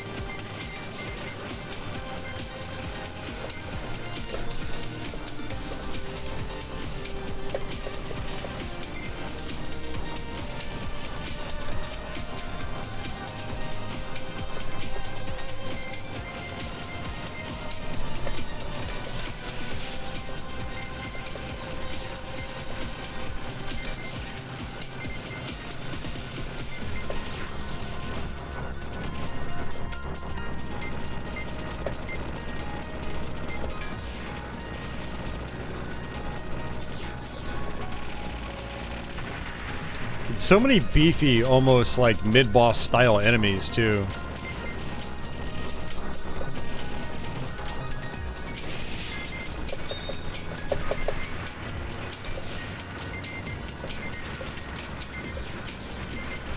So, I don't know. I have a theory. Do they actually want you to like, use Autobomb? Like, you use your hyper, and then you intentionally run into a bullet to Autobomb, which I guess could extend the hyper? Oh, I did an Autobomb there. I'm so confused.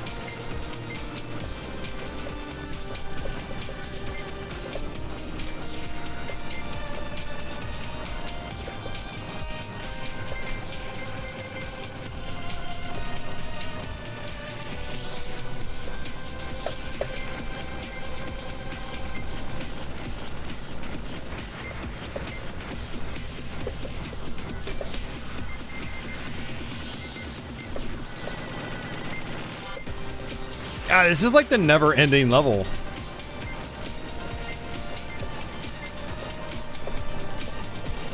Ah!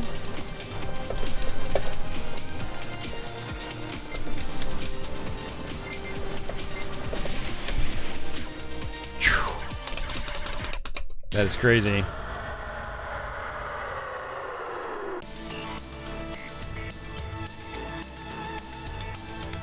Yeah, Electric Underground, he's very good at some of these.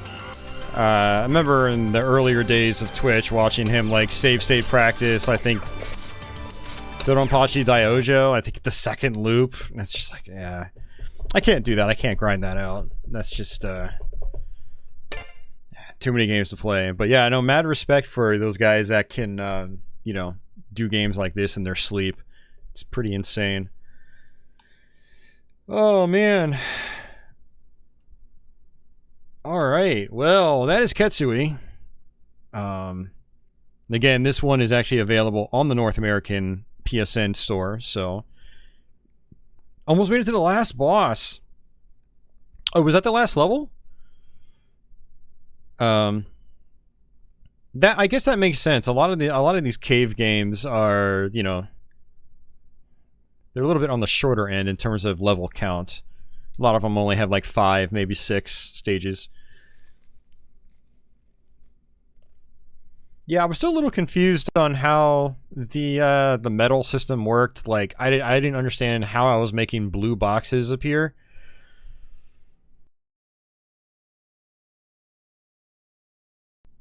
And then after, you know, there was that, but then also I wasn't sure why, like, I couldn't go into hyper mode again. Like, hyper mode wore off, drained my meter, then I was back to normal, but pressing the button wouldn't do anything. And then I would just, like, die instantly running into a bullet. So, yeah, I still have questions on the arrange mode, but that's fun. I'll definitely go back to that and try to do it again. So, alright, my battle Garegga.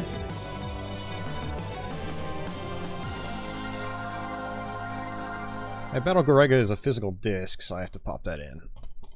Alright, see ya, Andy. Have a good night. And that was the last level. Okay. Very interesting.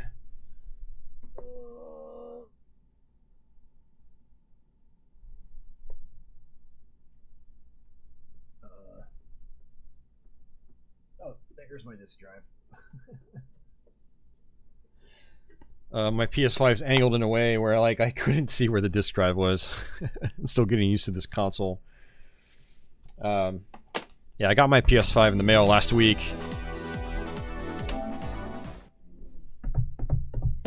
Hypers clear bullets on start and when it finishes. Oh, and when it finishes. Okay. You have to wait for a hyper to fully finish before you can clear bullets with another hyper. Okay.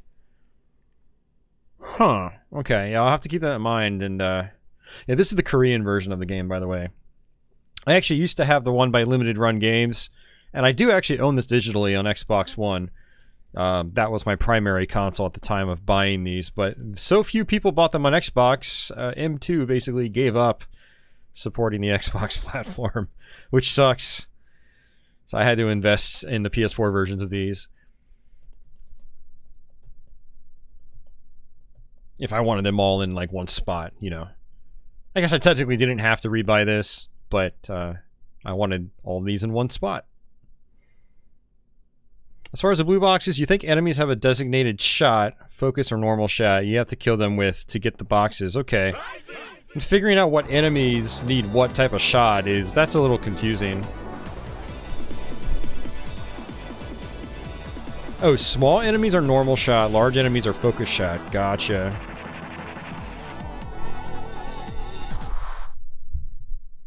Yeah, I actually had the limited run version of this design, but I sold it years back.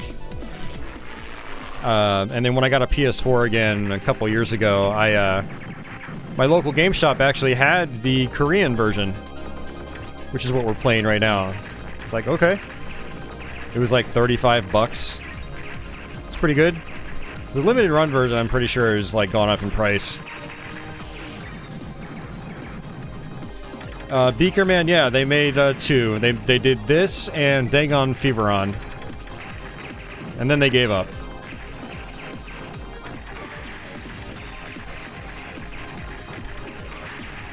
Alright. Alright, let's go to our options. Looks like it's circle. Let's go to R1. Let's change my controls. Oop. Oh, wow. Okay. This is weird. Alright. So X is shot. Circle will be... I guess weapon is just bomb. That's actually kind of interesting. I thought Garegga had like a...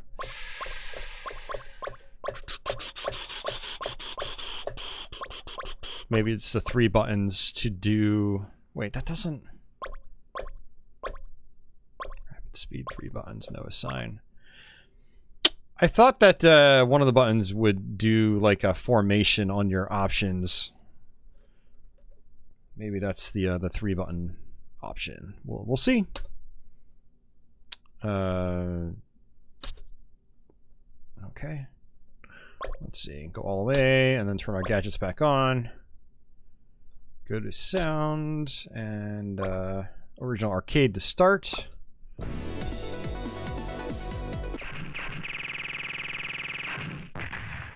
We're going to 3 buttons, shot, bomb, and option formation. Oh, you know what? Maybe that's the problem I was having is... and I don't know... I guess that is correct. Okay. Option. Let's try this again. Oh, there is one for option. I'm an idiot. Shot. Weapon, and then not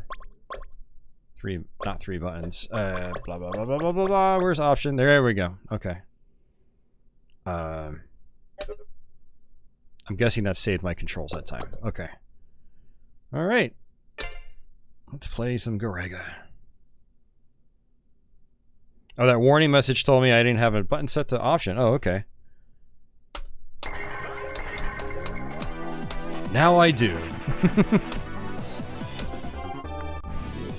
Alright, we're gonna do this guy. So this game has an interesting scoring system. It is medal based. You do not want to miss any medals. And how it increases rank is basically everything. All your button presses, everything you kill. It's kind of crazy. It's like you get penalized just for shooting.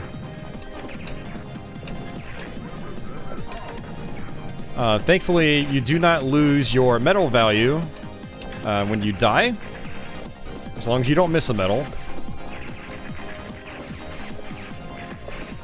Oh my god, I can't see these bullets at all. Holy crap. Alright, let's actually restart that.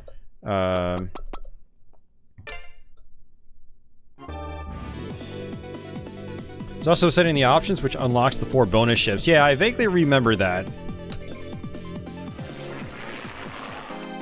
Yeah, change the bullet colors. Yeah, I used to do that too. Which I might end up doing that because some of these bullets have been really difficult to see. It's always been a common complaint with Battle Garegga is... Oh, I just missed a medal. It's okay, this is my first one.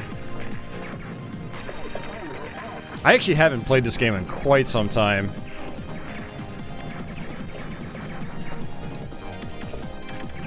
So I'm definitely very rusty at this. I used to play it quite a bit though. Just trying to learn the scoring system and whatnot.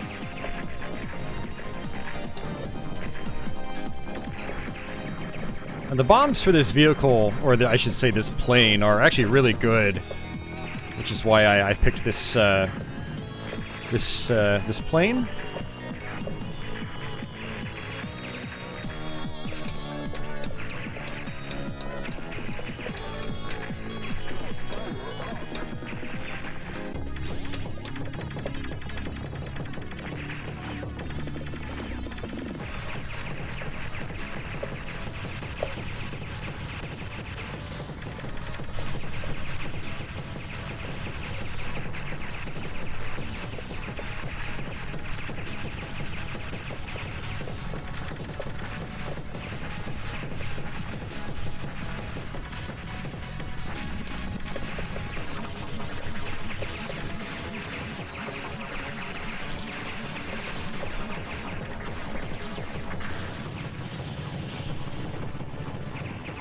I didn't trust that, so I went ahead and bombed.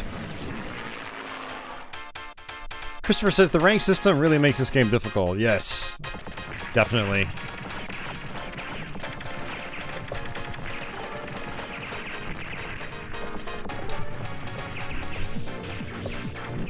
But that's why there are parts of this game where you want to intentionally die.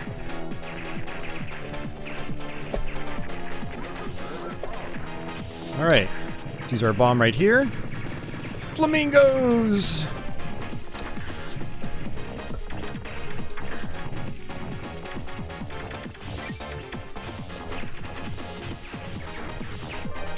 If you do it right, you can get your first extra life on the flamingos. It's like 1,000,000 points, I think.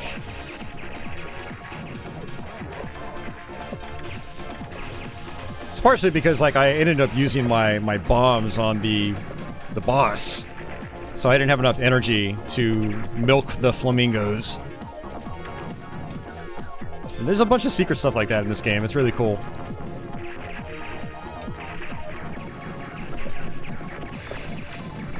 Oh, I got the medal. Okay. Oh, and I missed the medal. That means our medal value is going to reset. And when it comes to scoring high in this game, you have to be able to medal correctly.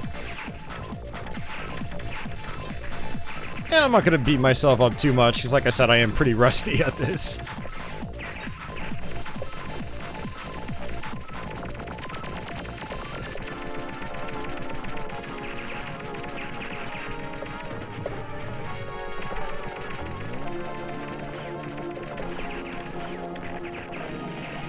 Yep. I messed that up. I had reset my medal value.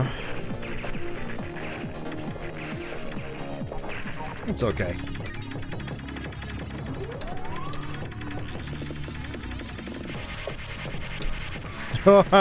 Whoops.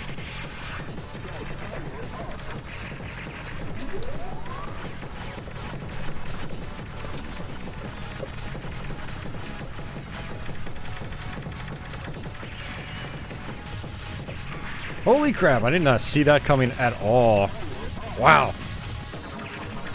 I am so out of practice on this one. That's crazy. You can actually bomb this part right here. So if you get here with like a max medal value, it's super satisfying.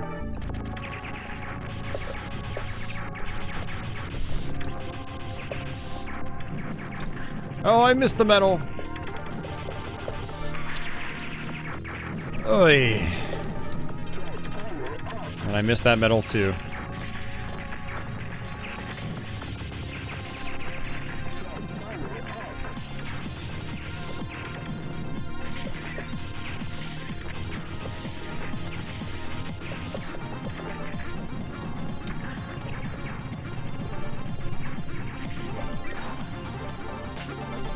And that's it.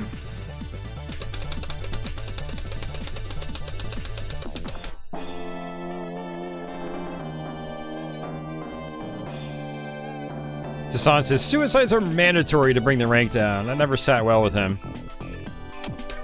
Yeah.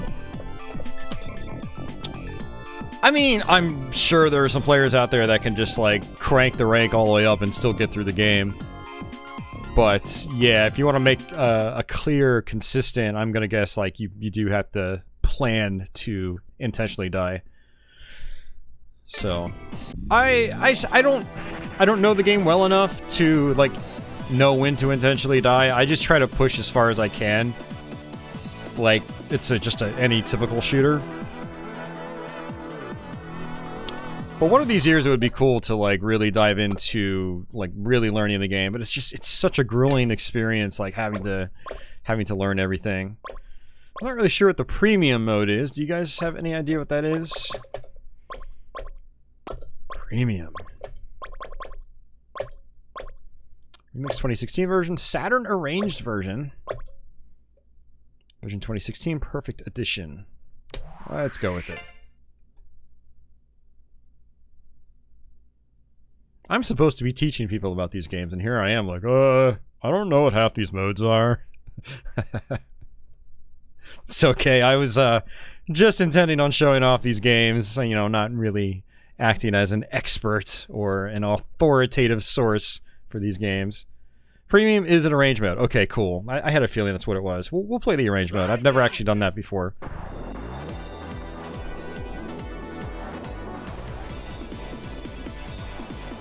It's like bullet hell Garegga. No way, don't tell me that. This will be interesting. Let's go to my options then, and I'm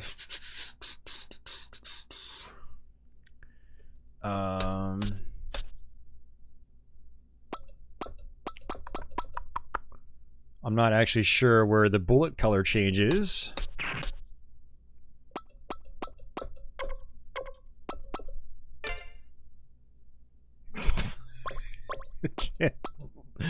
Oh my god. Alright, whatever. We'll just roll with this.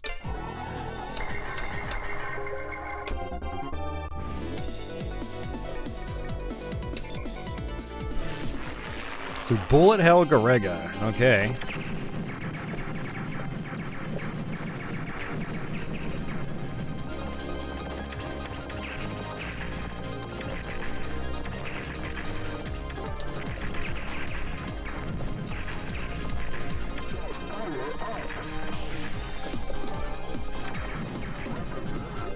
I am playing it. No, I am on... Okay. I'm on premium. So far, it doesn't feel that much different.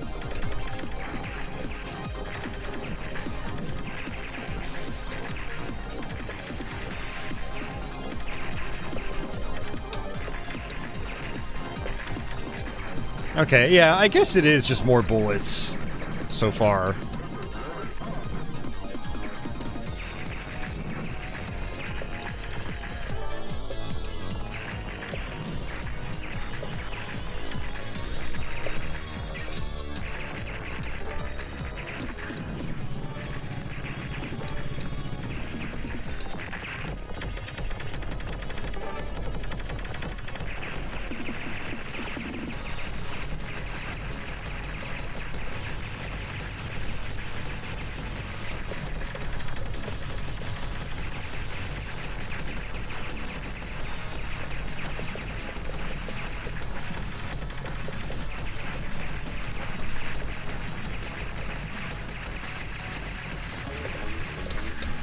Haha!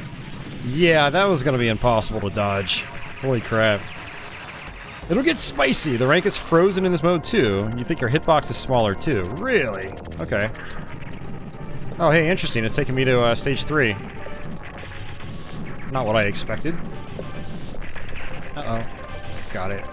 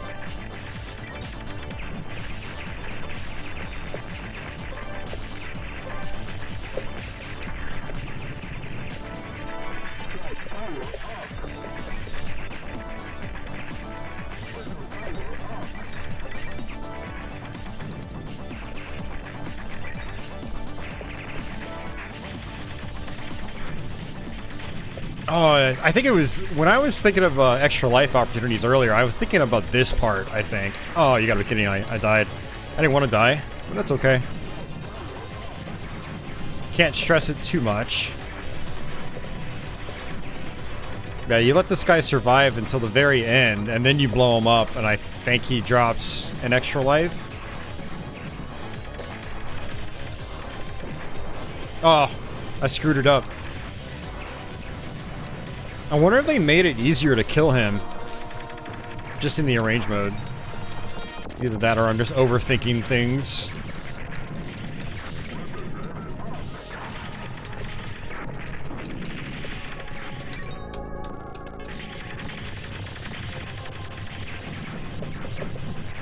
That was close.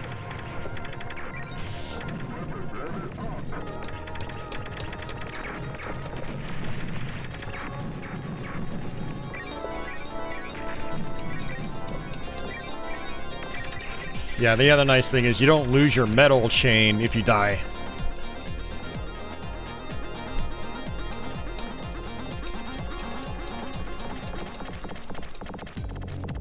Hey, Tom. I could smell that shmup from way over here.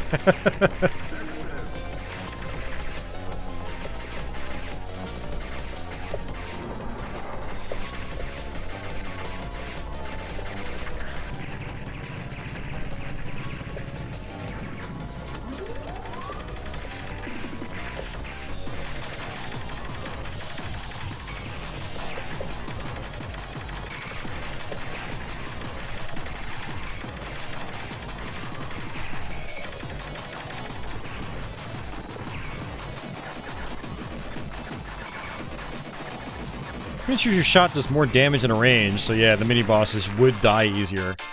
Gotcha. Okay. Yeah, so it's not like the enemy health pools have been adjusted, it's just my shots are more powerful.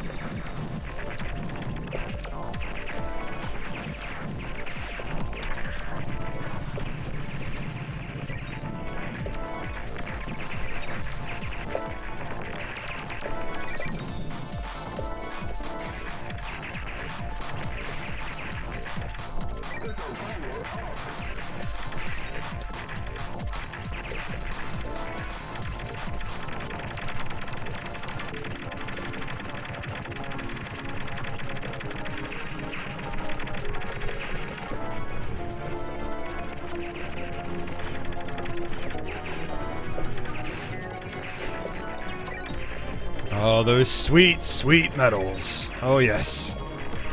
It's very satisfying.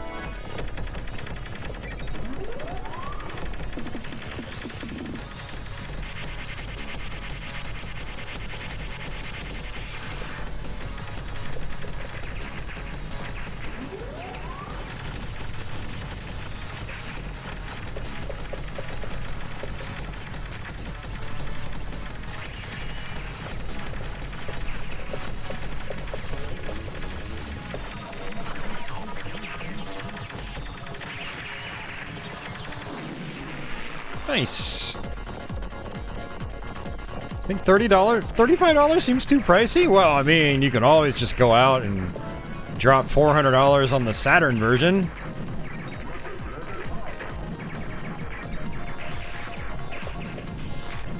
You gotta remember, Tom, shmups are the gift that keeps on giving. So you're gonna get your money's worth, because you're gonna keep going back to these games over the years. And two, shmups are dead in terms of, like, you know, actually selling. So they can't just give them away for like $5 a pop.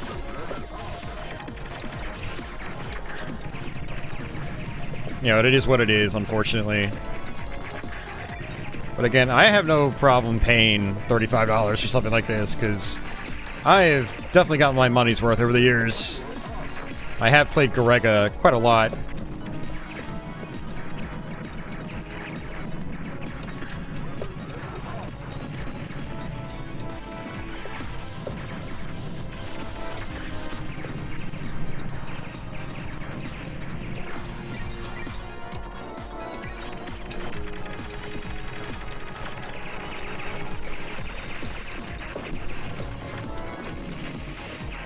Whoops, I did not mean to do that.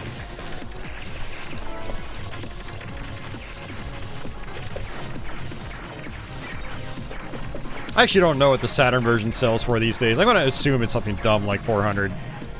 I know years back it was like a $200 game, but I assume it's more expensive now. Just because of how ridiculous everything's become in the collecting market.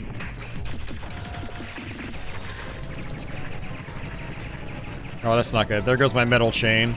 Yep.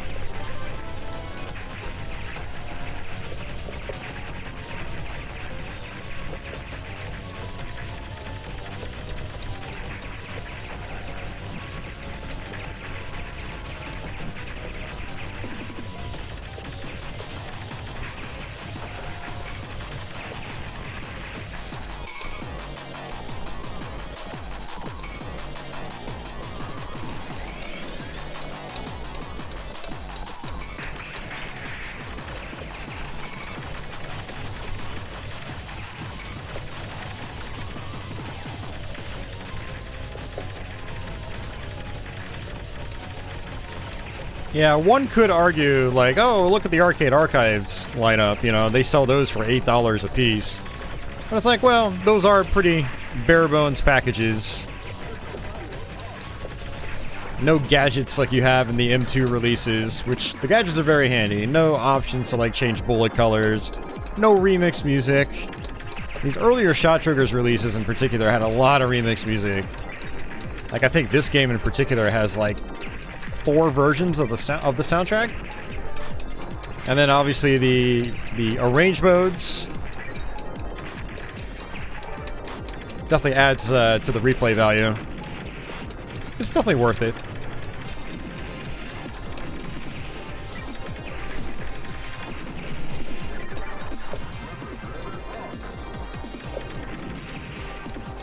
Honora, alright. I don't know how to pronounce your name, but cool. Thanks for checking that. I appreciate that.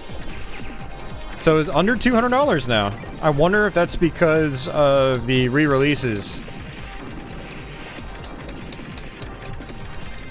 Man, maybe they could re-release Hyper Duel, and I wonder if that'll bring down the Saturn version price.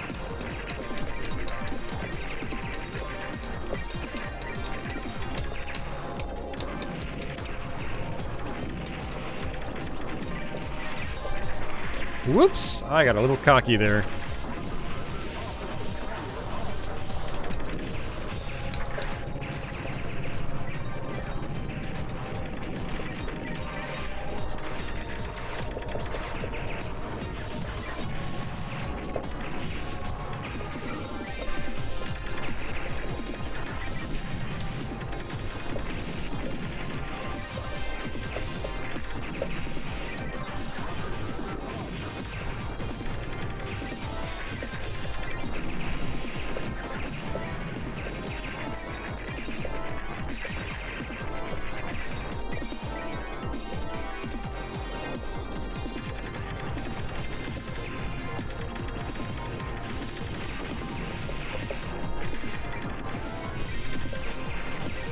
Yep, I missed it.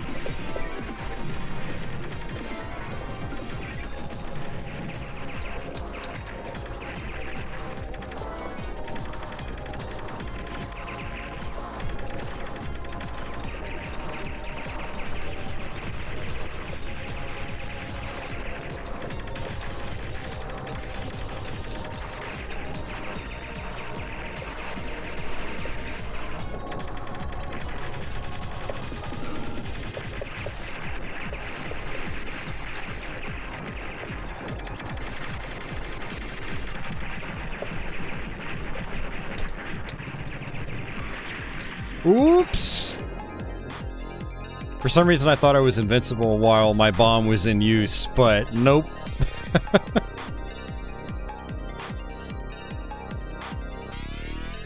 BB says, I'm fairly sure this game never goes on sale. Yeah, no, I don't think I've ever seen these shot triggers go on sale.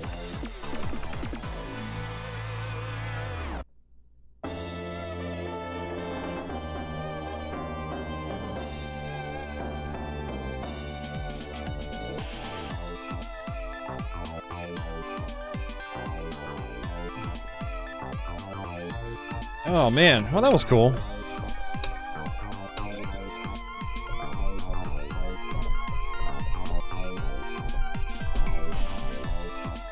Alright, so that is about close to 3 hours of shmupping. Let me see. I thought I had Dang on Fever on here. Let me see if I have that on my my drive, and if I do, we'll finish up with that, because that is the last Shot Triggers release I have for, you know, like some of those late 90s releases.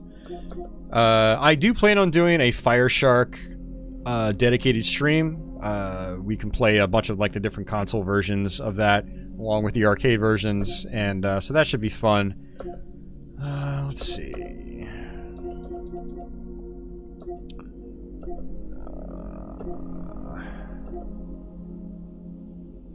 Okay, this is weird. I thought I had it on PlayStation.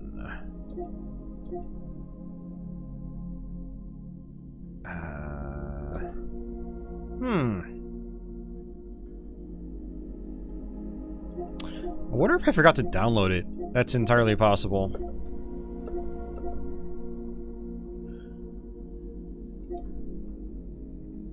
Unless I just missed it. No, definitely did not miss it. Let's go back up.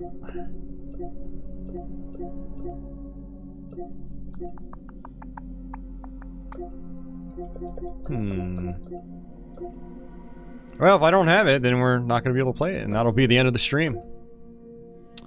I'm going to have to go to my games list and see if it's in there. Yeah, I could have sworn I bought it on PS4, but it's not popping up anywhere. So yeah, we'll do the Fire Shark collection on its own, because it's like, we're gonna get brutalized by the arcade games, but then there's the console versions that we can mess around with. So yeah, that'll be its own dedicated stream soon, very soon actually. BB says Next Machina is awesome. I was playing that a bit recently too. Yeah, that Next Machina is great. And actually what I need to do is... been full of ideas tonight. I need to add this to my list. I want to do a dedicated Next Machina stream. I actually did one years ago, but it was kind of a bad stream, so I just, I was tired, and I don't think, like, the chat was very good, so I think I ended up deleting that stream. It's just, I don't even have it anymore.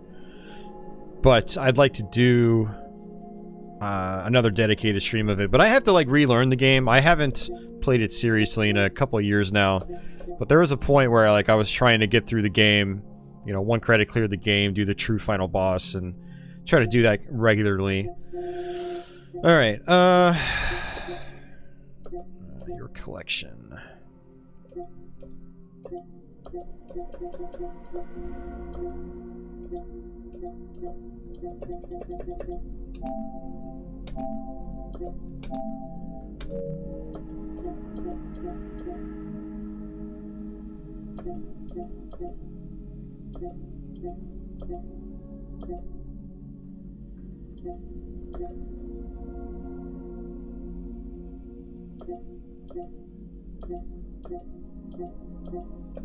This is crazy. I thought this frustrates me because I thought I owned it on PlayStation 4. Let's just search for it. Let's, by the way, this is the PS5 shop, for anybody wondering. It is way more responsive than the PS4 shop.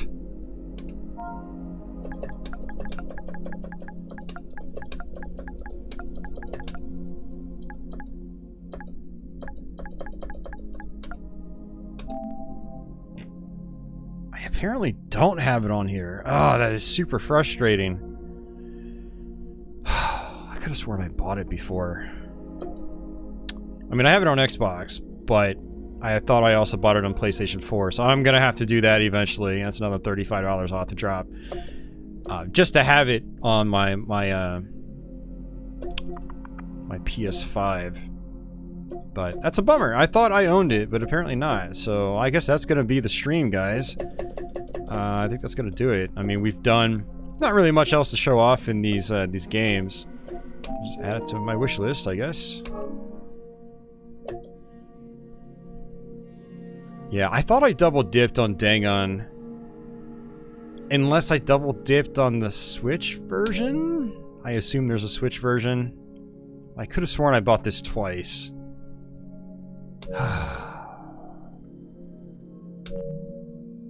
That is frustrating. Let's see. Switch user?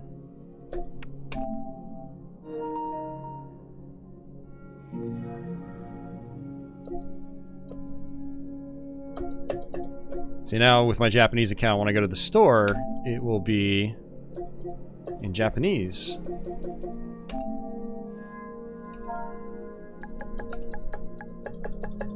And a lot of the game titles are in Japanese too, so you need to just search M2.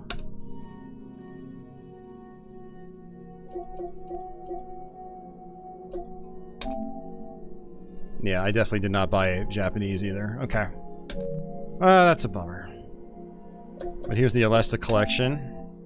Unfortunately, this is just the 8-bit games. I'm really... Yeah, they made like a brand new Game Gear, like Part 3 or whatever. But I was really hoping they'd have the 16-bit titles too. I'm really bummed about that. It's like, the 8-bit Alesta games, they're cool for the time, but they're not really my cup of tea. And I can play the original Power Strike on, you know, the Mister or my flash carts. We actually have covered a bunch of these games. I did a Master System shmup stream years ago. We ended up playing through like all the Alesta games, including the Game Gear ones. I was actually pretty impressed by the Game Gear ones, but I never really had a desire to go back and play them again. It's those kinds of shooters. I don't know. They don't resonate with me. I wish they had like Musha and Space Mega Force or Super Alesta. Beakerman bought the M2 Tiger Heli and Flying Shark for Switch last week. Should arrive at the end of the week. Very nice. Congrats. Gotcham says, what console am I on? I am on the PS5, yes. And Crestline says, man, that clicking from the controller. I love it. Yeah, gotta love those micro switches.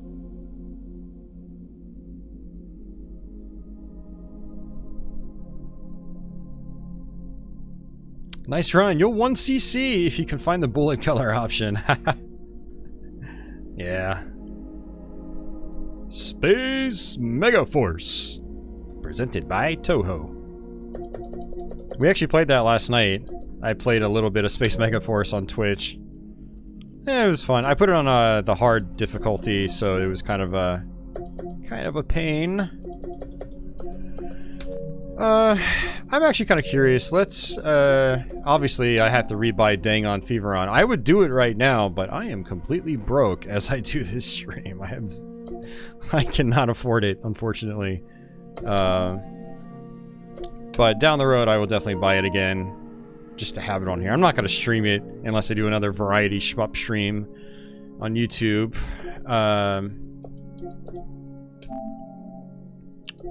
So let's do...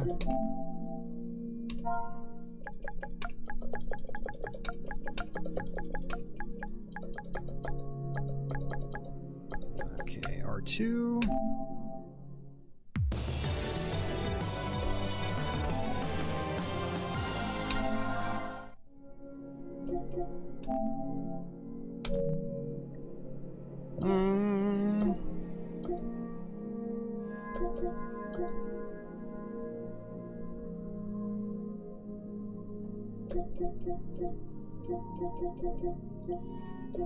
So that's actually kind of weird. I thought, oh, there it is. I was gonna say, how do I buy the DLC? Damn, it's $8 a piece. Whew. Yeah, one thing I like about Battle Garegga is that it just comes with the different arranged soundtracks. You don't have to pay for them extra or separately. So I'll have to buy these eventually too. I guess these are just arranged soundtracks, and that's it. So I'm paying $8 for an arranged soundtrack. But yeah, I will have to do that as well.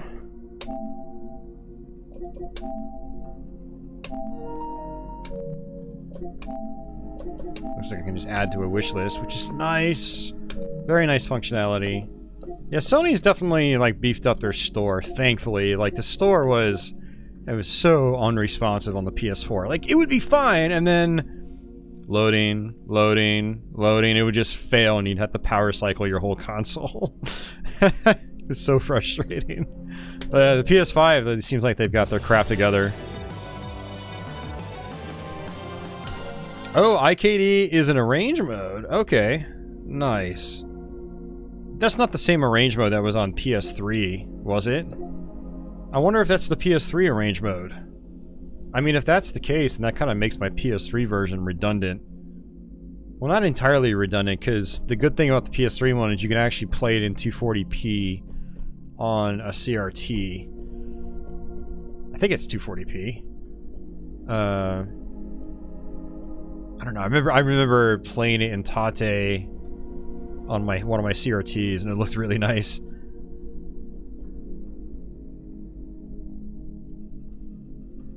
Or maybe it was still just 480i, but it just looked so good, like it looked like it was 240p. It's not the PS3 one. It's a very rare version that was at some event in Japan. Oh, okay. All right. Well, I get to keep my PS3 version then. Okay. I mean, I don't even think the PS3 version is all that expensive right now. Let's check the old Evil Bay. You think you read it's even more difficult than arcade mode, though. Oh, jeez. Yeah, Ketsui for masochists. Actually, Ketsui's always been for masochists. Alright, so Ketsui PS3.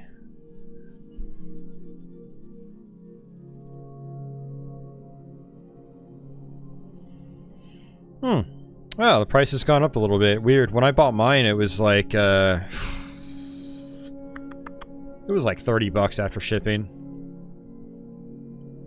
Now it's looking like it's more like 60 plus shipping. There's not a single one,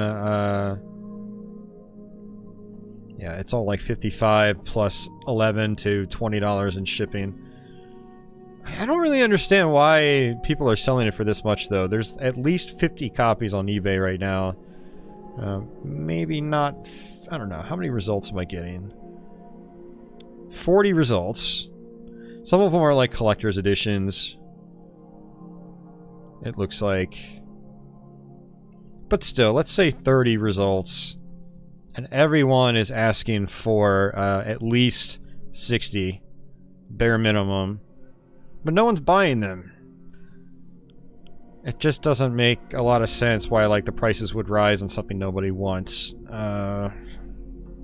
I hate this current collector market. It's just awful. Absolutely hate it. Well, somebody on June 6th paid $70 for one from Japan. On May 25th, somebody paid $76 after shipping from Japan. I mean, I guess that's why. So, I mean, some people are just desperate for Ketsui and their PS3, which is weird. I'd rather put that 70 towards a PS4 and just buy the updated version. I don't know. It just seems like for certain prices, it's just a little absurd.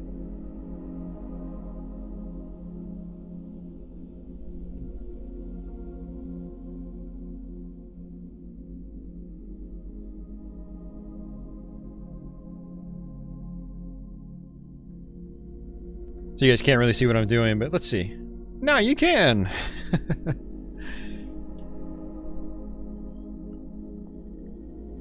Yeah, so this is actually sold listings, or completed listings, so yeah, 2 actually sold. And, you know, if people actually buy them, then everybody else tries to boost their base price. So this is the current offering for PS3 Ketsui. Yeah, so the cheapest one is, you know, about 60 after shipping from Canada. And then it just all goes up from there.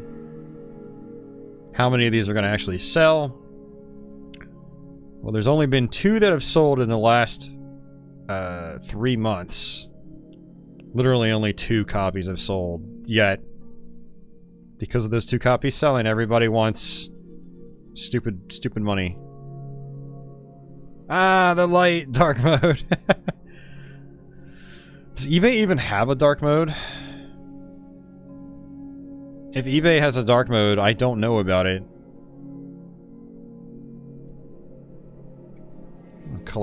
Related Caladrius Blaze PS3. $70. I think I actually might have this digitally on PS3. I don't remember. Actually, I'm not a huge fan of Caladrius. It's one of those that hasn't really clicked with me.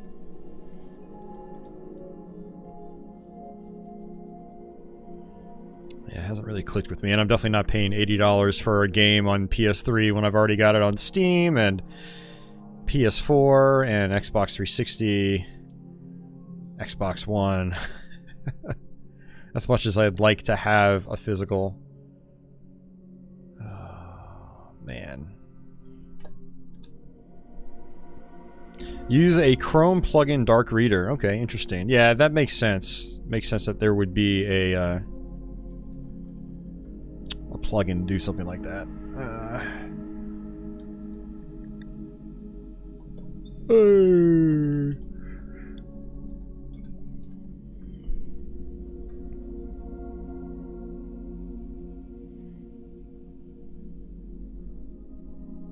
Yeah, these are kind of bad deals when you can just buy this straight from PlayAsia for $60. Granted, it's $60 plus shipping. It's probably like $10 in shipping.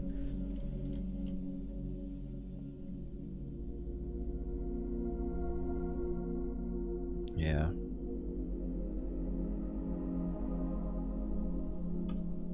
All right. Well, guys, I think that is going to do it for me. We've got 2 sleepy kitties. And they're both conked out.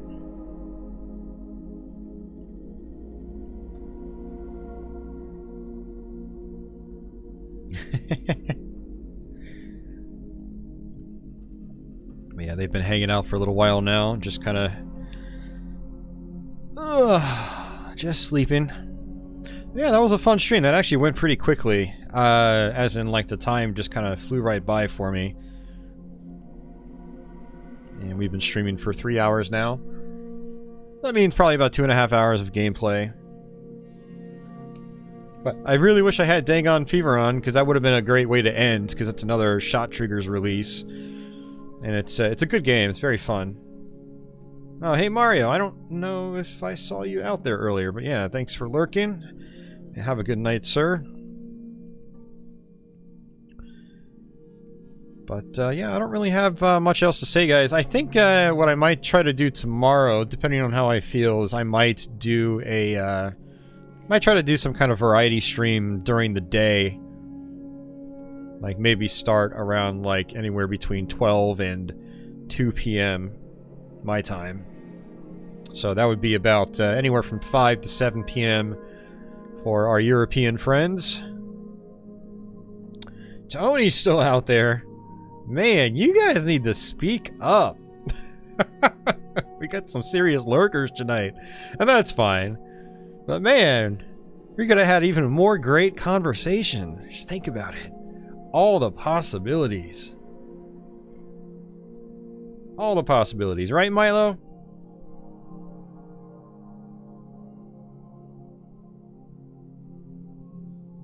If I pet his foot like that and he doesn't do anything, you can tell he's just knocked out. Remember all the great conversations we used to have, Tony?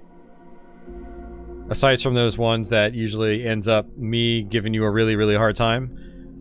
You know, not thinking of those. We used to have some great conversations. And now it's like Tony's not even here, even though he is.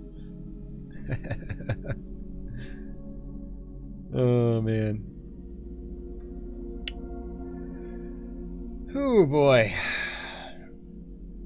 Mario says he did say something. He came in when I started. I did not see him. Well, I'm sorry, Mario. Yeah.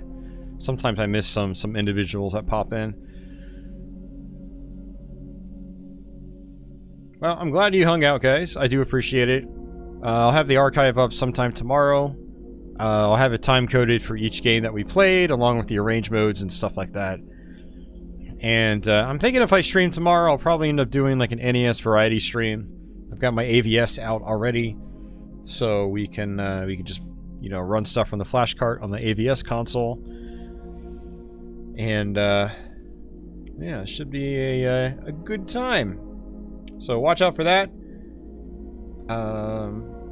Yeah, not really sure what else to say. So thanks everybody that hung out tonight. And yeah, I'll catch you guys later. So I guess until the next one, folks, take it easy.